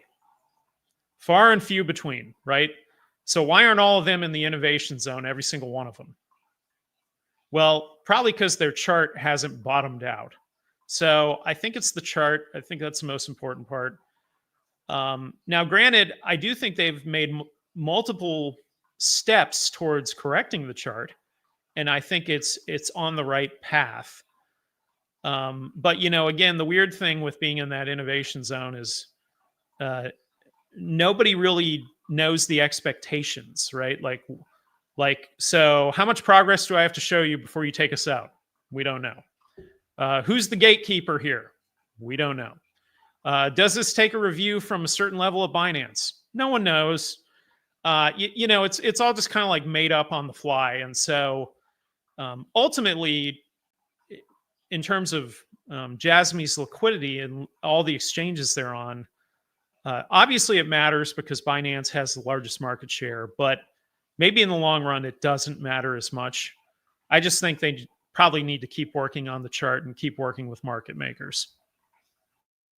Well, I have heard Hara last year refer to their meetings with Binance on two separate occasions, and in both references, he basically said that he walked away from those meetings with zero answers on how to get removed from the monitoring zone. So that's a little aggravating. And then he made an offhand comment on another one of his, it wasn't necessarily, it was a community AMA, the pre-recorded videos he was doing last month where he was just responding to community questions. And he made an offhand comment that stuck with me about how he said something to the effect of, we can only apply to be removed from the monitoring zone so many times in a month or whatever it was, right? Like we can't apply every day. You know what I mean? Like, because we're going to piss them off, right? But that offhanded comment kind of showed me that, I mean, they are trying to figure it out, right? Yeah. I agree 100%. I mean, they're making the effort, but they don't know what the expectations are. From the get-go of this day one, I think why Binance is manipulating the market, that's market manipulation, big time. The innovation zone thing, because prove to me how you're protecting investors by doing that. Seems to me you hurt investors across the board by doing that. And kind of, again, if this is a fair process, then they should be able to have some sort of rebuttal. They should be able to apply to be removed. You should be able to clearly tell them why they're there to begin with. There's all these questions and issues with it. So, I know way back I had tagged CZ in a post that had over 500 likes, like basically called him out and said WTF. And he'd never responded to a single thing ever. And no one has. Richard Tang's never responded to jack crap. None of them have. So anyway, that's a bit of a moving target. Ultimately, I don't really think it's that important. I think it's sort of a side issue that the investor community wants fixed, but it's not like the biggest issue. So hopefully if they continue to build the chart, then eventually it'll work itself out. Yeah, I've speculated a lot about it. In all honesty, the only reason I even talk on my channel about the fact that they're in the monitoring zone is because people keep asking me my opinion on it. Every couple of months, they want an update on it. I personally believe that it's a nothing burger, and we tend to do this in the crypto space, no matter what the project is. Whenever it kind of gets beefed up to be some big catalyst that's going to send the price to the moon of whatever project, it generally becomes a nothing burger. Expectations get risen, and then people get angry at the company because the price didn't go up based on expectations you created inside yourself, right? Right. So, and I think that rings true to the innovation zone.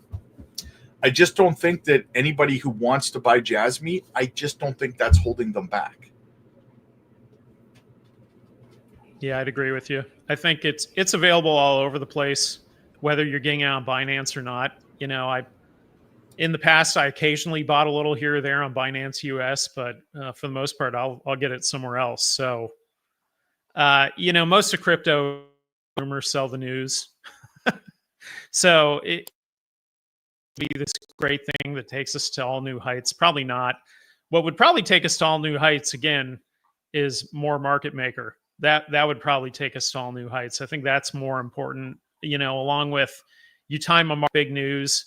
I know Hara said something recently about how he had some big piece of news that he wanted to share soon, whatever that is. Who knows?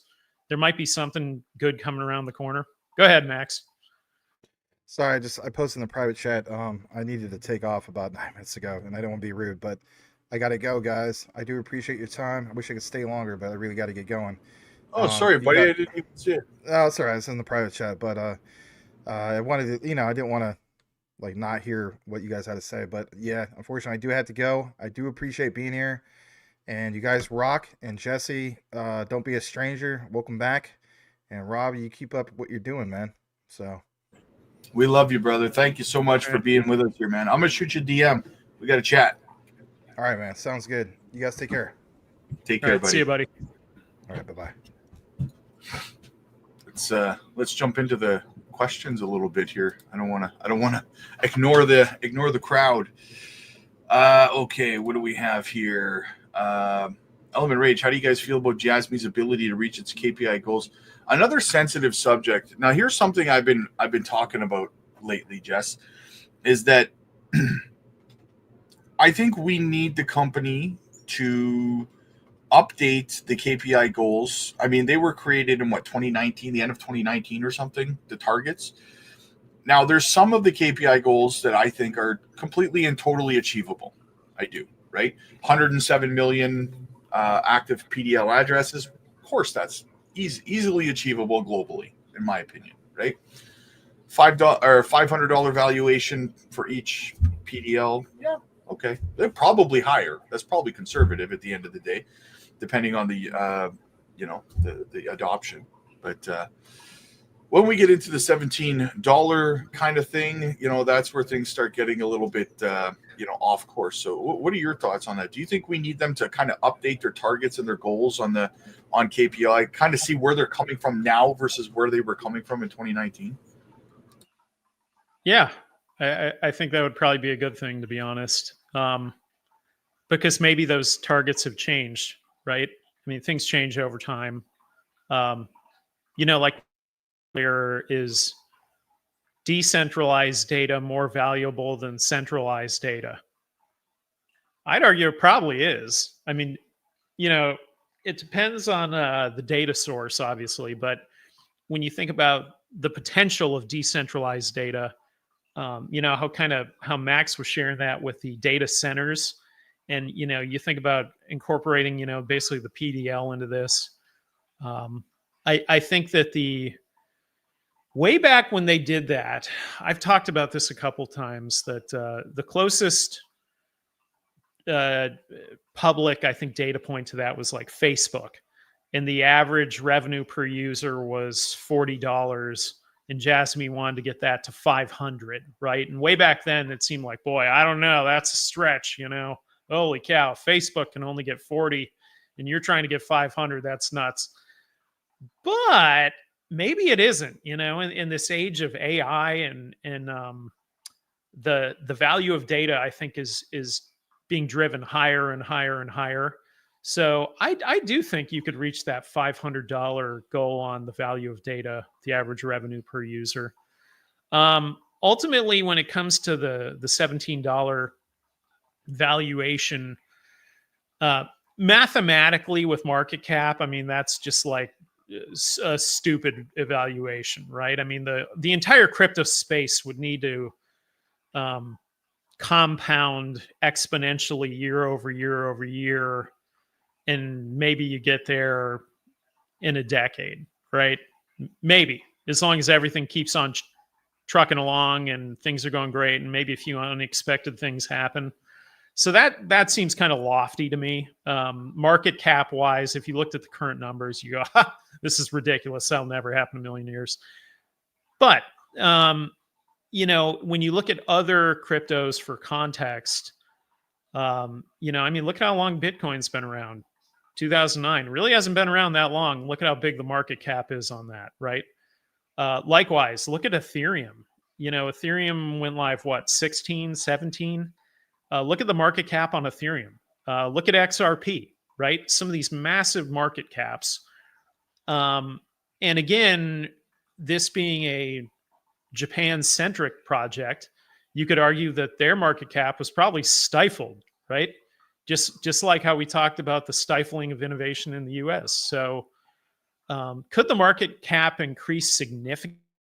It definitely could. And I think as time goes on and AI becomes more and more prominent, the value of data is greater and greater. And so I think for now, with JASMY kind of setting themselves up with all the different patents, that's probably the most important part, right? All these patents and the sort of the licensing angle is the company is being set up very well. Now you still have to incorporate the coin and give the coin some utility or do you, right? Like sometimes I think we look at this maybe two different ways, right? Going back to the meme coin example, Trump coin has no utility whatsoever. Look at the valuation. Why does JASMY have to have utility? Technically, it doesn't. You could apply that same logic to any meme coin. Now, to say this is a meme coin, it's not a meme coin. But the point is that you don't have to have this fully formed, polished, smoothed out, kiln dry of a project for it to be good, right? There's all these other things in the crypto space that are just sort of ideas. And some of them are even ideas, right? They have significant valuation. So again, I think from where we're at now, I still think there's a ton of potential to move significantly higher. The $17 thing, though, I mean, that's like a couple cycles down the road. I think if as long as things maybe that. Yeah. Your microphone's a little screwy. Every once in a while, you kick out, and we hear you like you're in a can or something. Wait. But help me! Yeah, you got tokens. Like, let's keep in mind here that you have the likes of Luna Classic and FTT that people still accumulate and still trade with, right? So. Yeah, VGX is still out there. There's multiple just failed tokens. Look at Ethereum Classic. That's a dumpster token. You know, they forked the whole thing. Everything on the old one's crap, and it's still traded all the time. Yeah. Speaking of Ethereum, what are your thoughts? Do you think Ethereum is dying a slow death here, or do you think everything's fine? You know, because it has not done anything. No new all-time highs, nothing. Yeah. I don't know. I've got kind of conflicting views on Ethereum. On the one hand, myself, and I look at all the various cryptos I bought. I just put it all in Ethereum the entire time. I probably would have been better off, right? It's true. It's a true statement. That's on fair. the other hand, the reason I didn't do that was because typically there was like a lot of red flags with it. You know, it was like, well, the gas fees are out of control. So you have this chain that's great that everyone's launching on, but no one can use it because there's no throughput. And I go, well, that sucks. Why would I want to buy this vehicle with an Achilles heel that's massively obvious that is limiting it and forcing people to leave it, right? But the flip side of that is a lot of people that get into crypto buy it because it's the second greatest thing. They don't know jack about it, you know, nor do they care. They don't care how it works. They don't care if the throughput's any good or not. They don't care what Vitalik is saying or whether there's an Ethereum Foundation 1, 2, or 3. No, they don't care about any of that. All they go is, oh, is that a good one? Hey, that's right below Bitcoin. Should I buy that? Yeah, I'm going to buy that, right? And they buy it, and it keeps going up in value, which is again crazy considering the higher it went in value. You know, for the longest time, the more expensive it got. Now, I've always kind of talked about it like updating is like taking your early '90s Chevy and trying to convert it into a Tesla in 2025. It's like, yeah, it's got the shell of a car, it's got some wheels. But when you're talking about switching the whole engine to something completely different, like this isn't like a quick fix here. I mean, this is like serious engineering. You really got to know what you're doing. Even after you do it, there's no guarantee this thing's going to run how you intend it to. So all of that's true. But again, most of the people who are buying it don't care about any of that. You know, I read an article the other day where they were saying that in Trump's meme coin, that 40% of the people who bought it have never bought crypto before. 40%. You look at the billions, the $20 billion valuation or whatever it was. I mean, it's like, wow, like that's crazy. And that just goes to show you that a lot of crypto market just rides the hype. You know, they ride the hype train. I mean, cycle, everybody rode the hype train with Cardano. And tell me today what Cardano's delivered. I don't know. Yeah, exactly. I really couldn't tell you. It's like, yeah, you know, Hoskinson keeps making videos and there he is smiling with someone else. All right, great. But, you know, what have they done? Not a whole lot. But does it matter is the question. Does it matter? Well, here's kind of my thoughts on the whole Ethereum situation is that it does seem, I mean, we all know that Ethereum obviously had a massive advantage and almost like the SEC essentially strapped rocket boosters onto the project and sent it way higher than it would have organically gone had the SEC not, you know, intervened.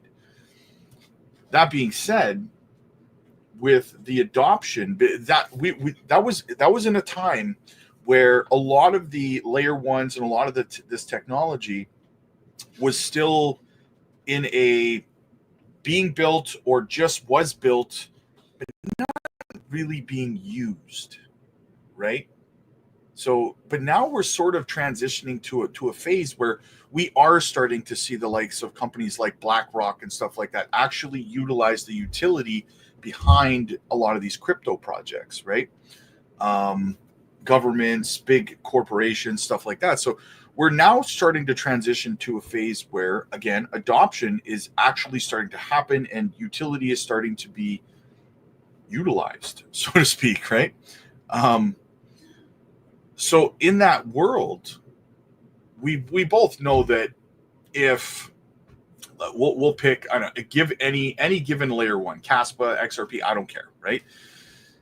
If I'm a big corporation, if I'm a bank or whatever I am, and I want to move $60 million or $200 million, or I want to do any sort of transaction using that kind of money, I'm not paying the Ethereum gas fees on that, right? I'm just not. I'm paying less than a cent on Algorand or XRP or, whatever, HBAR, whatever it is, right? Any other layer one. So there's that works against them as these big money entities start to use these crypto projects, right? So I think we're starting to move closer, to a phase where maybe the rest of the really good layer ones start to chip away at that market cap over time. And does Ethereum get brought back down to earth after the rockets were strapped to it from the SEC? Because if that hadn't happened and we had just grown organically, would Ethereum be the number 2 token right now? Or would Solana have passed it by now? Or some other layer one passed it by now? Yeah, that's a great point. Solana has superior throughput number. Let's put it that way. There's a lot of others that are layer ones that have significantly way more throughput. But, you bring up a good point about the layer 2, the roll-ups, right? So, I mean, you bolt on a layer 2, you roll it up, and hey, maybe you just leave it there, right? I don't know. I always kind of come back to with Ethereum and some of these, like, I feel like they have that first mover advantage. They just got here first, and therefore, they have more exposure. Just sort of know the name, even if they don't really know what it means or why or how it works. All they know is the name, and they go, well, is that a good one? Okay, give me some of that. Let's get some of that, right? So, I mean, for other people to take from their market share, other projects, I mean, they really gotta get out there. They got to get popular, and they got to get on more platforms, right? Like, one of the things I've said with JASMY for a long time is get on Robinhood. Another thing would be, hey, why don't you get somebody who's culturally popular in America to start talking about JASMY? Like, I mean, like a funny example, like my son really likes Kendrick Lamar. Okay, great. So he's doing the Super Bowl this year. Why don't we get him talking about JASMY? Get him talking about Solana, whatever, I think there's a lot of opportunities for things like that maybe haven't been pursued yet, and I think sometimes just these projects, they get lost in the weeds sometimes, where they think they have to have this finished thing, fully functioning, whatever it is. And show me an example of that, Let me ask you this. In terms of popularity and notoriety, we both know that the Ethereum ETF, spot ETFs, were a flop, essentially, right? They're doing okay now, but largely they're viewed as a flop in comparison to what we saw with Bitcoin, right? We know that there's 11 or something like that other spot crypto ETFs out there, XRP, Solana, I can't remember them all, but we know that there's a variety of other ones out there now, right? I think AVAX, stuff like that. So what happens if because we know that now, most likely, most of those are going to start getting approved. We might see them need to be tweaked and stuff like that here and there, blah, blah, blah. But in the big picture, you're probably going to see a Solana ETF, an XRP ETF, an AVAX ETF, right? So what happens if Solana and AVAX and XRP launch ETFs and they're a booming success as opposed to Ethereum's performance? Does that start to give them, does that raise eyebrows in the ETF world? Like, well, Solana's ETF did very well, but Ethereum's flopped. And I'm not dumping on Ethereum, don't get me wrong. I mean, I personally think it's shit because it's ridiculously priced and stuff, but whatever. I'm not crapping on it, but I think it's shit. That's really funny. I'm not dumping on it, but I do think it's shit. Look, I'm not saying I don't like it. I'm not saying I do, but I don't. Right?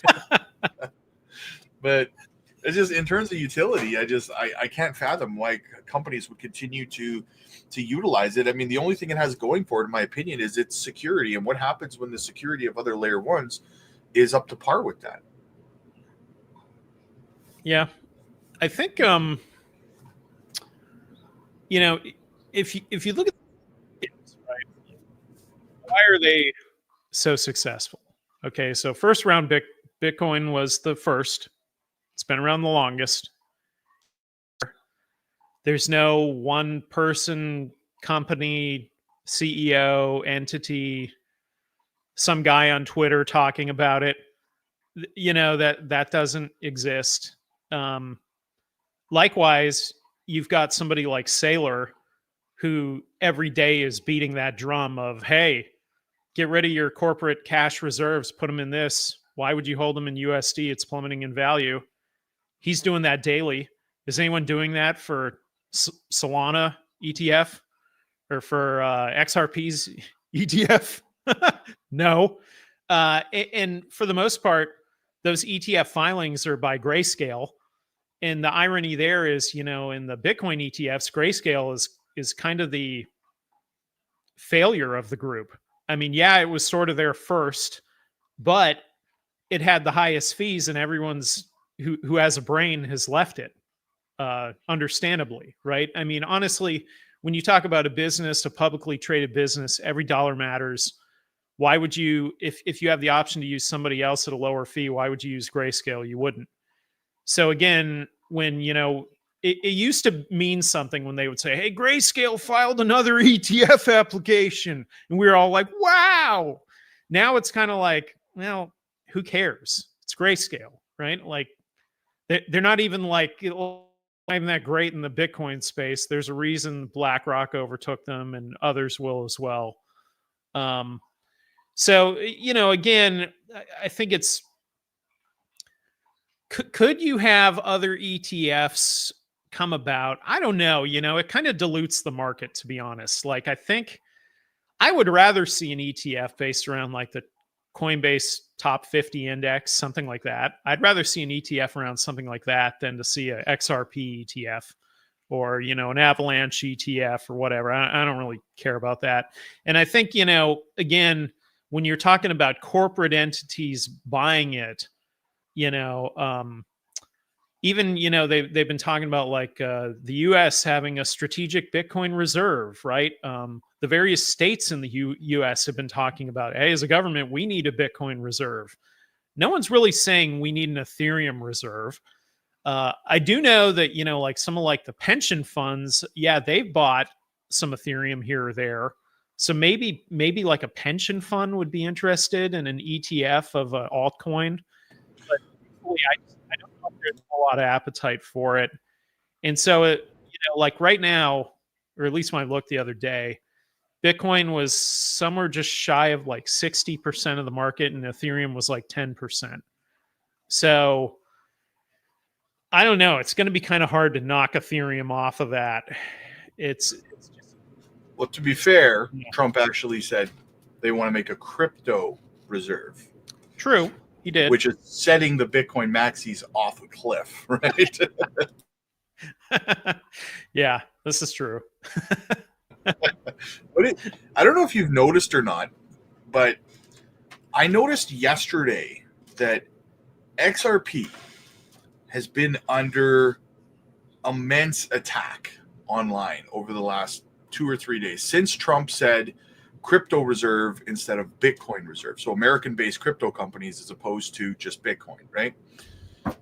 And I've noticed a massive influx in my news feed on X of these coordinated attacks on XRP from Bitcoin maxis and stuff.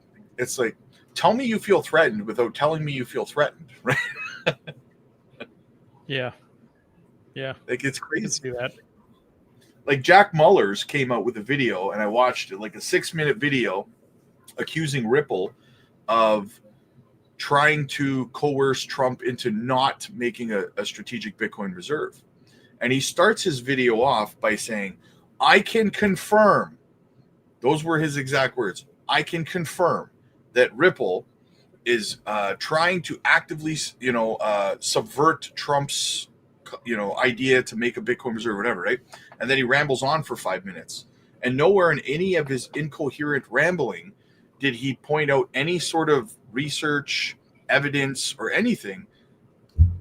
And it showed me, like, Bitcoin maxis, your opinion on something doesn't make it a fact and make it your ability to confirm something. Right? Like, you think this, that's not you being able to confirm it. Being able to confirm it is like, a news broadcaster showing you the proof of something that they're confirming. It's not just, hey man, this is what I think is happening, so I can now confirm it as a fact. Yeah. Yeah. There's a lot of misinformation out there, a ton of it, especially on X. Like right now, X is just slammed full of misinformation.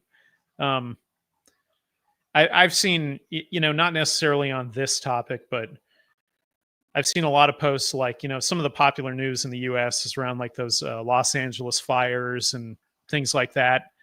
There is so much misinformation that is posted here all the time from people who don't have any of the facts. And, it's not just on X, but I mean, it's on the radio. They're talking about things they have no idea what they're talking about, that are just completely wrong, and I mean, obviously, in a way, I kind of did that with that blog post a little bit, to kind of add some color to that argument.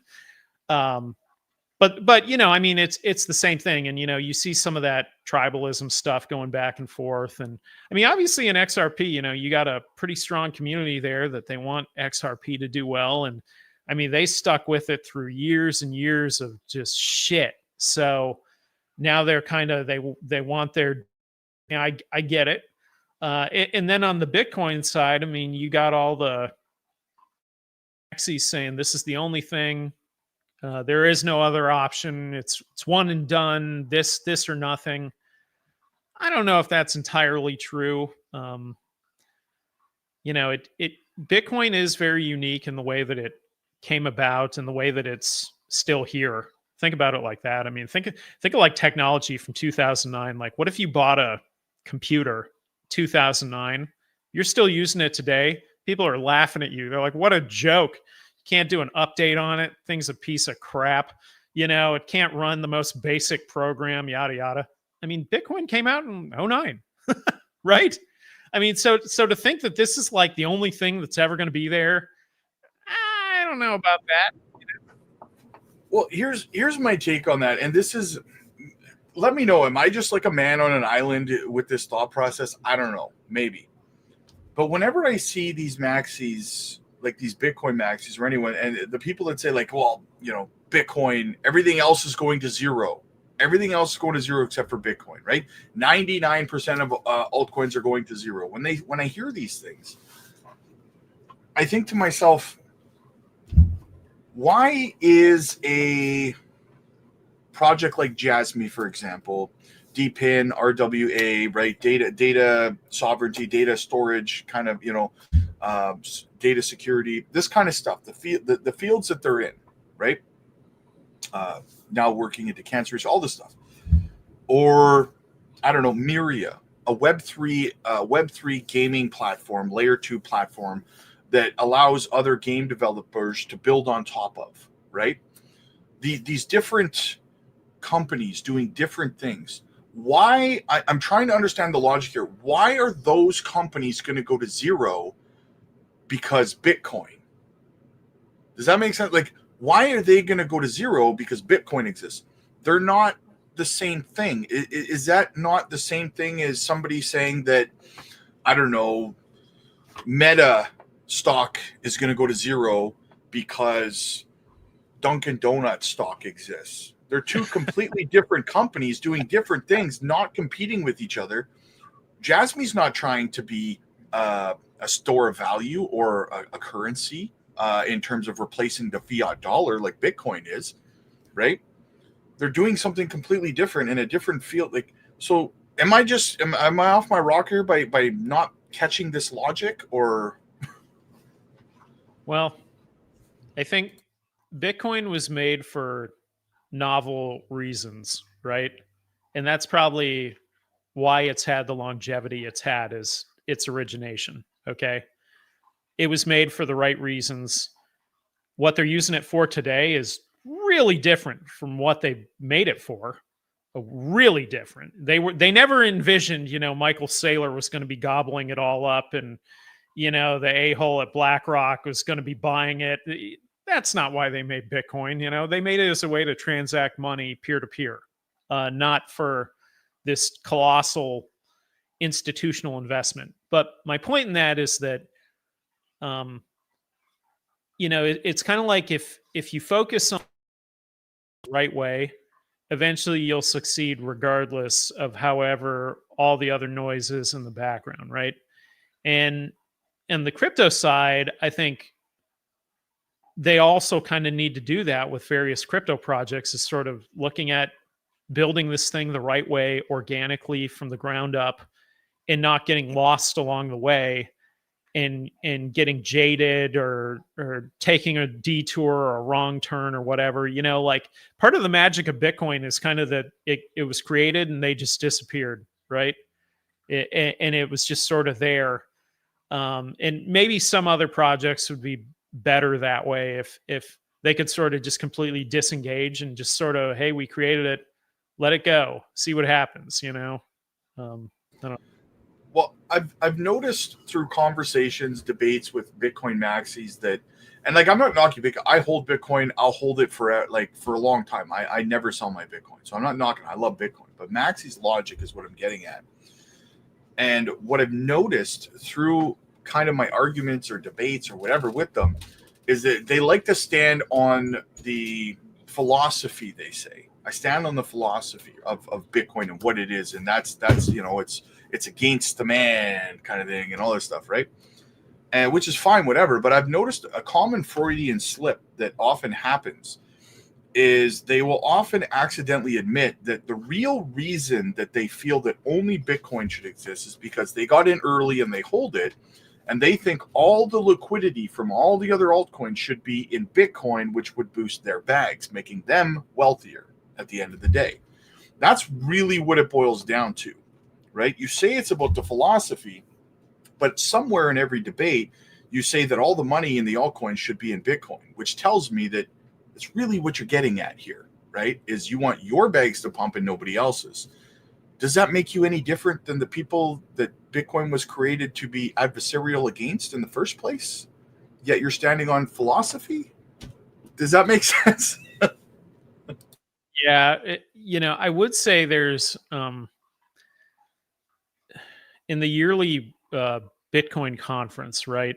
There's some of these people that they've sort of been involved with it for years, and so they bring them back every year. It's like the I don't know if you've ever seen like the roasts that they do of people on like Comedy Central, and it's like they have the same misfit group of people are on there every year, or it's just like there's like 4 or 5 of them that you see them, you just go, oh God, like that guy's back again. God. And Bitcoin has people like that, absolutely, that are on the front end. There's one of them I can't stand. I called him out one time. He called me a scammer. So I mean they are out there, and I think there are some of them that are absolutely like that. They're thinking, well, it's good for me, right? But you know, Saylor does make a pretty good argument about the reserves for a business of what's the next best thing to the US dollar is kind of the idea.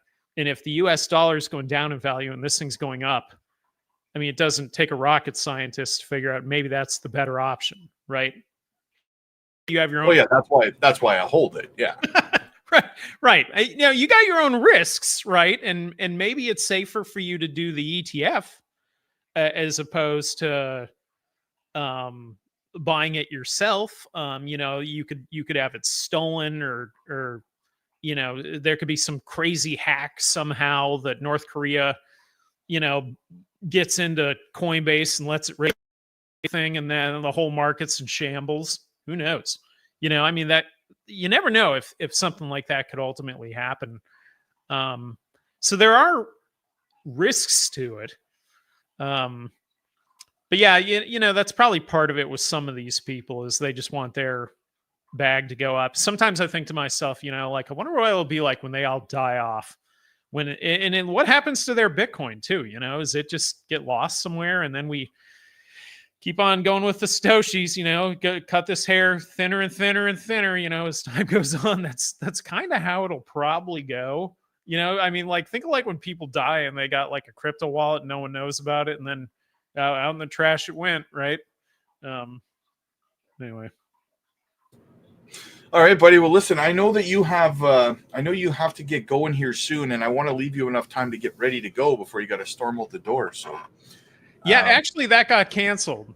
Oh, well, there you go then. Yeah, right? It did get canceled. So now, if I'm storming out the door, it's going to be to the massage chair behind me. Nice. Nice. Yeah. I love having you back, buddy. It was a long stretch there. I know that the last time you were around was like July of last year. So Yeah. it's great to have you back. It's good to have you making content again. And even just seeing you post on X, man, I appreciate it.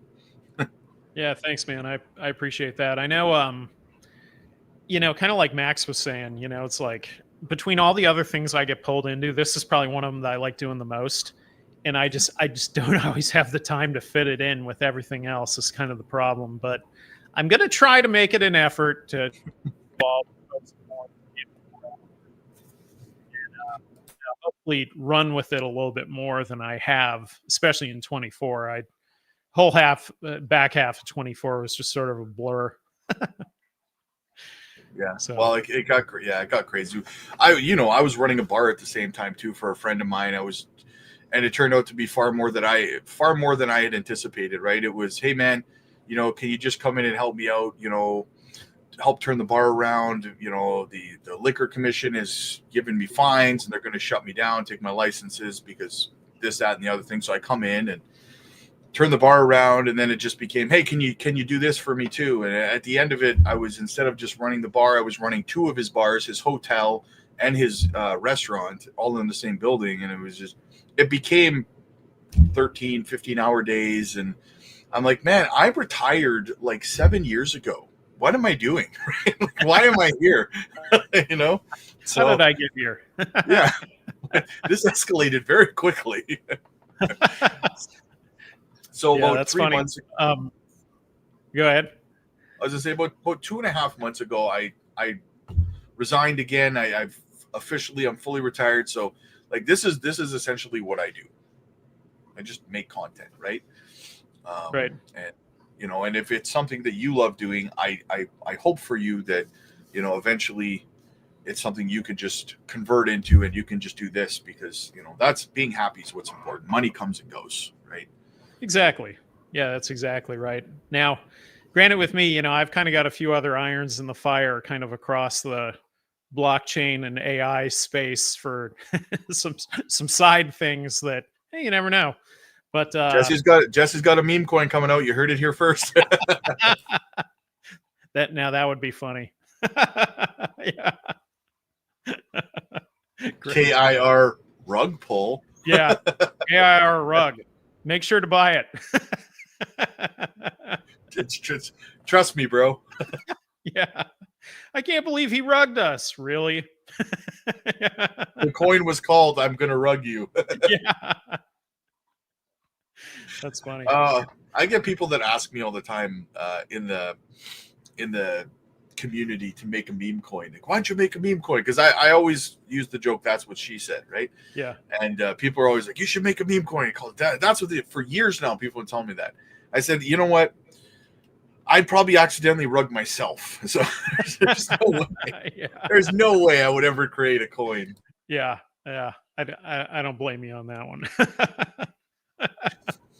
Yeah, I don't even take channel sponsorships, nothing. Like, you probably still get all kinds of emails and stuff like that from companies, I'm sure.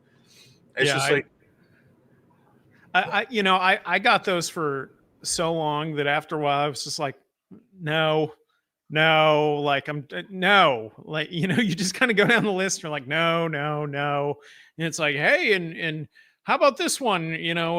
We thought you could market it. And I'm like, I don't think I can. Yeah. Like, no.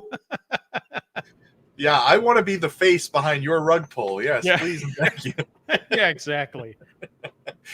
Oh man, no, I get them, and I don't even read them anymore. I just select them and delete them, and I'm not interested in channel sponsors or shilling.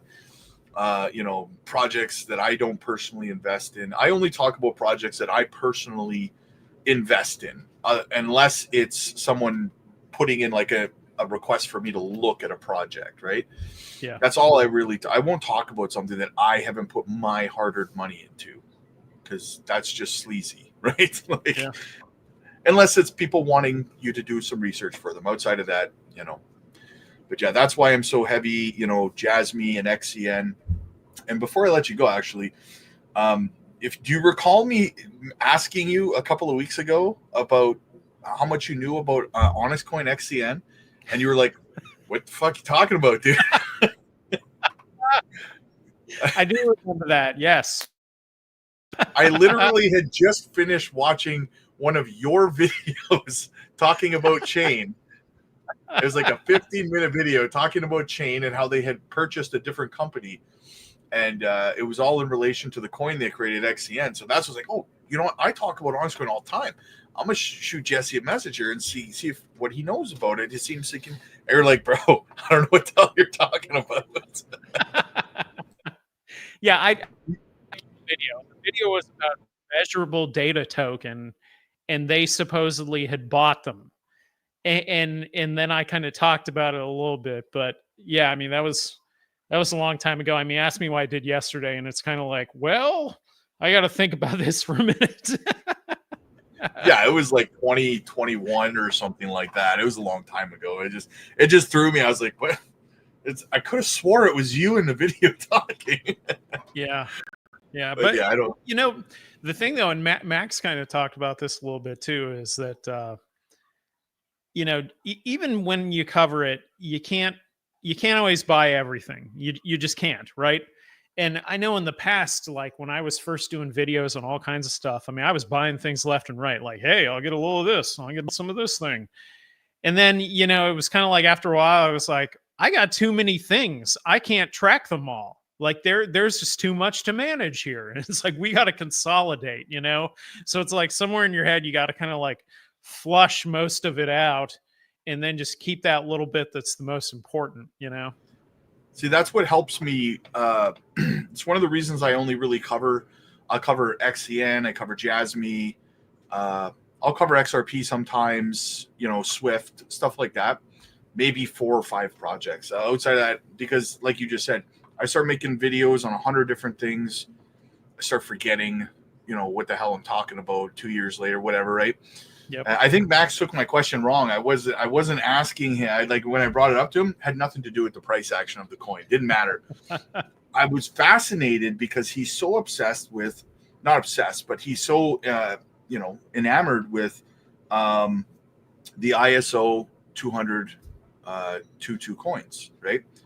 And their compliance and XRP and XLM, and it's directly correlated. It literally does what XRP does, just more towards retail as opposed to institutions. So I was like fascinated to know what he thinks, and I think he took it as I was rubbing it in his face that the price action had nothing to do with that, right?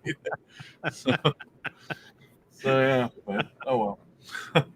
Anyway, what are you gonna do? Right.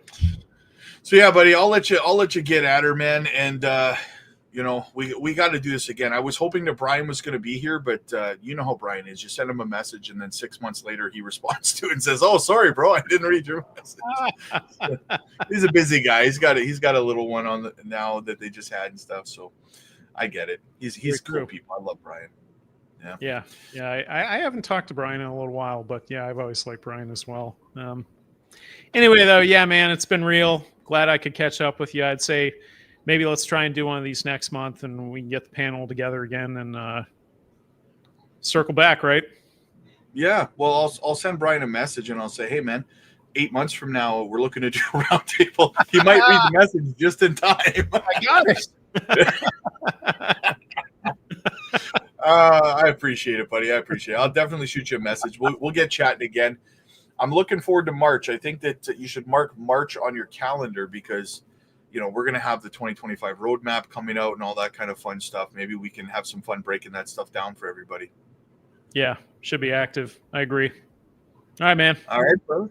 Take care, man. All right, buddy. See you on the next one. See you, everybody. See you later, buddy. All right, guys. I'll be live again in about, give me about a half hour, 45 minutes. I'm going to do another live stream, and I'll get to, I know you guys asked a lot of questions, so I'll get to a lot of your questions in the next live stream that I do in about an hour or so. So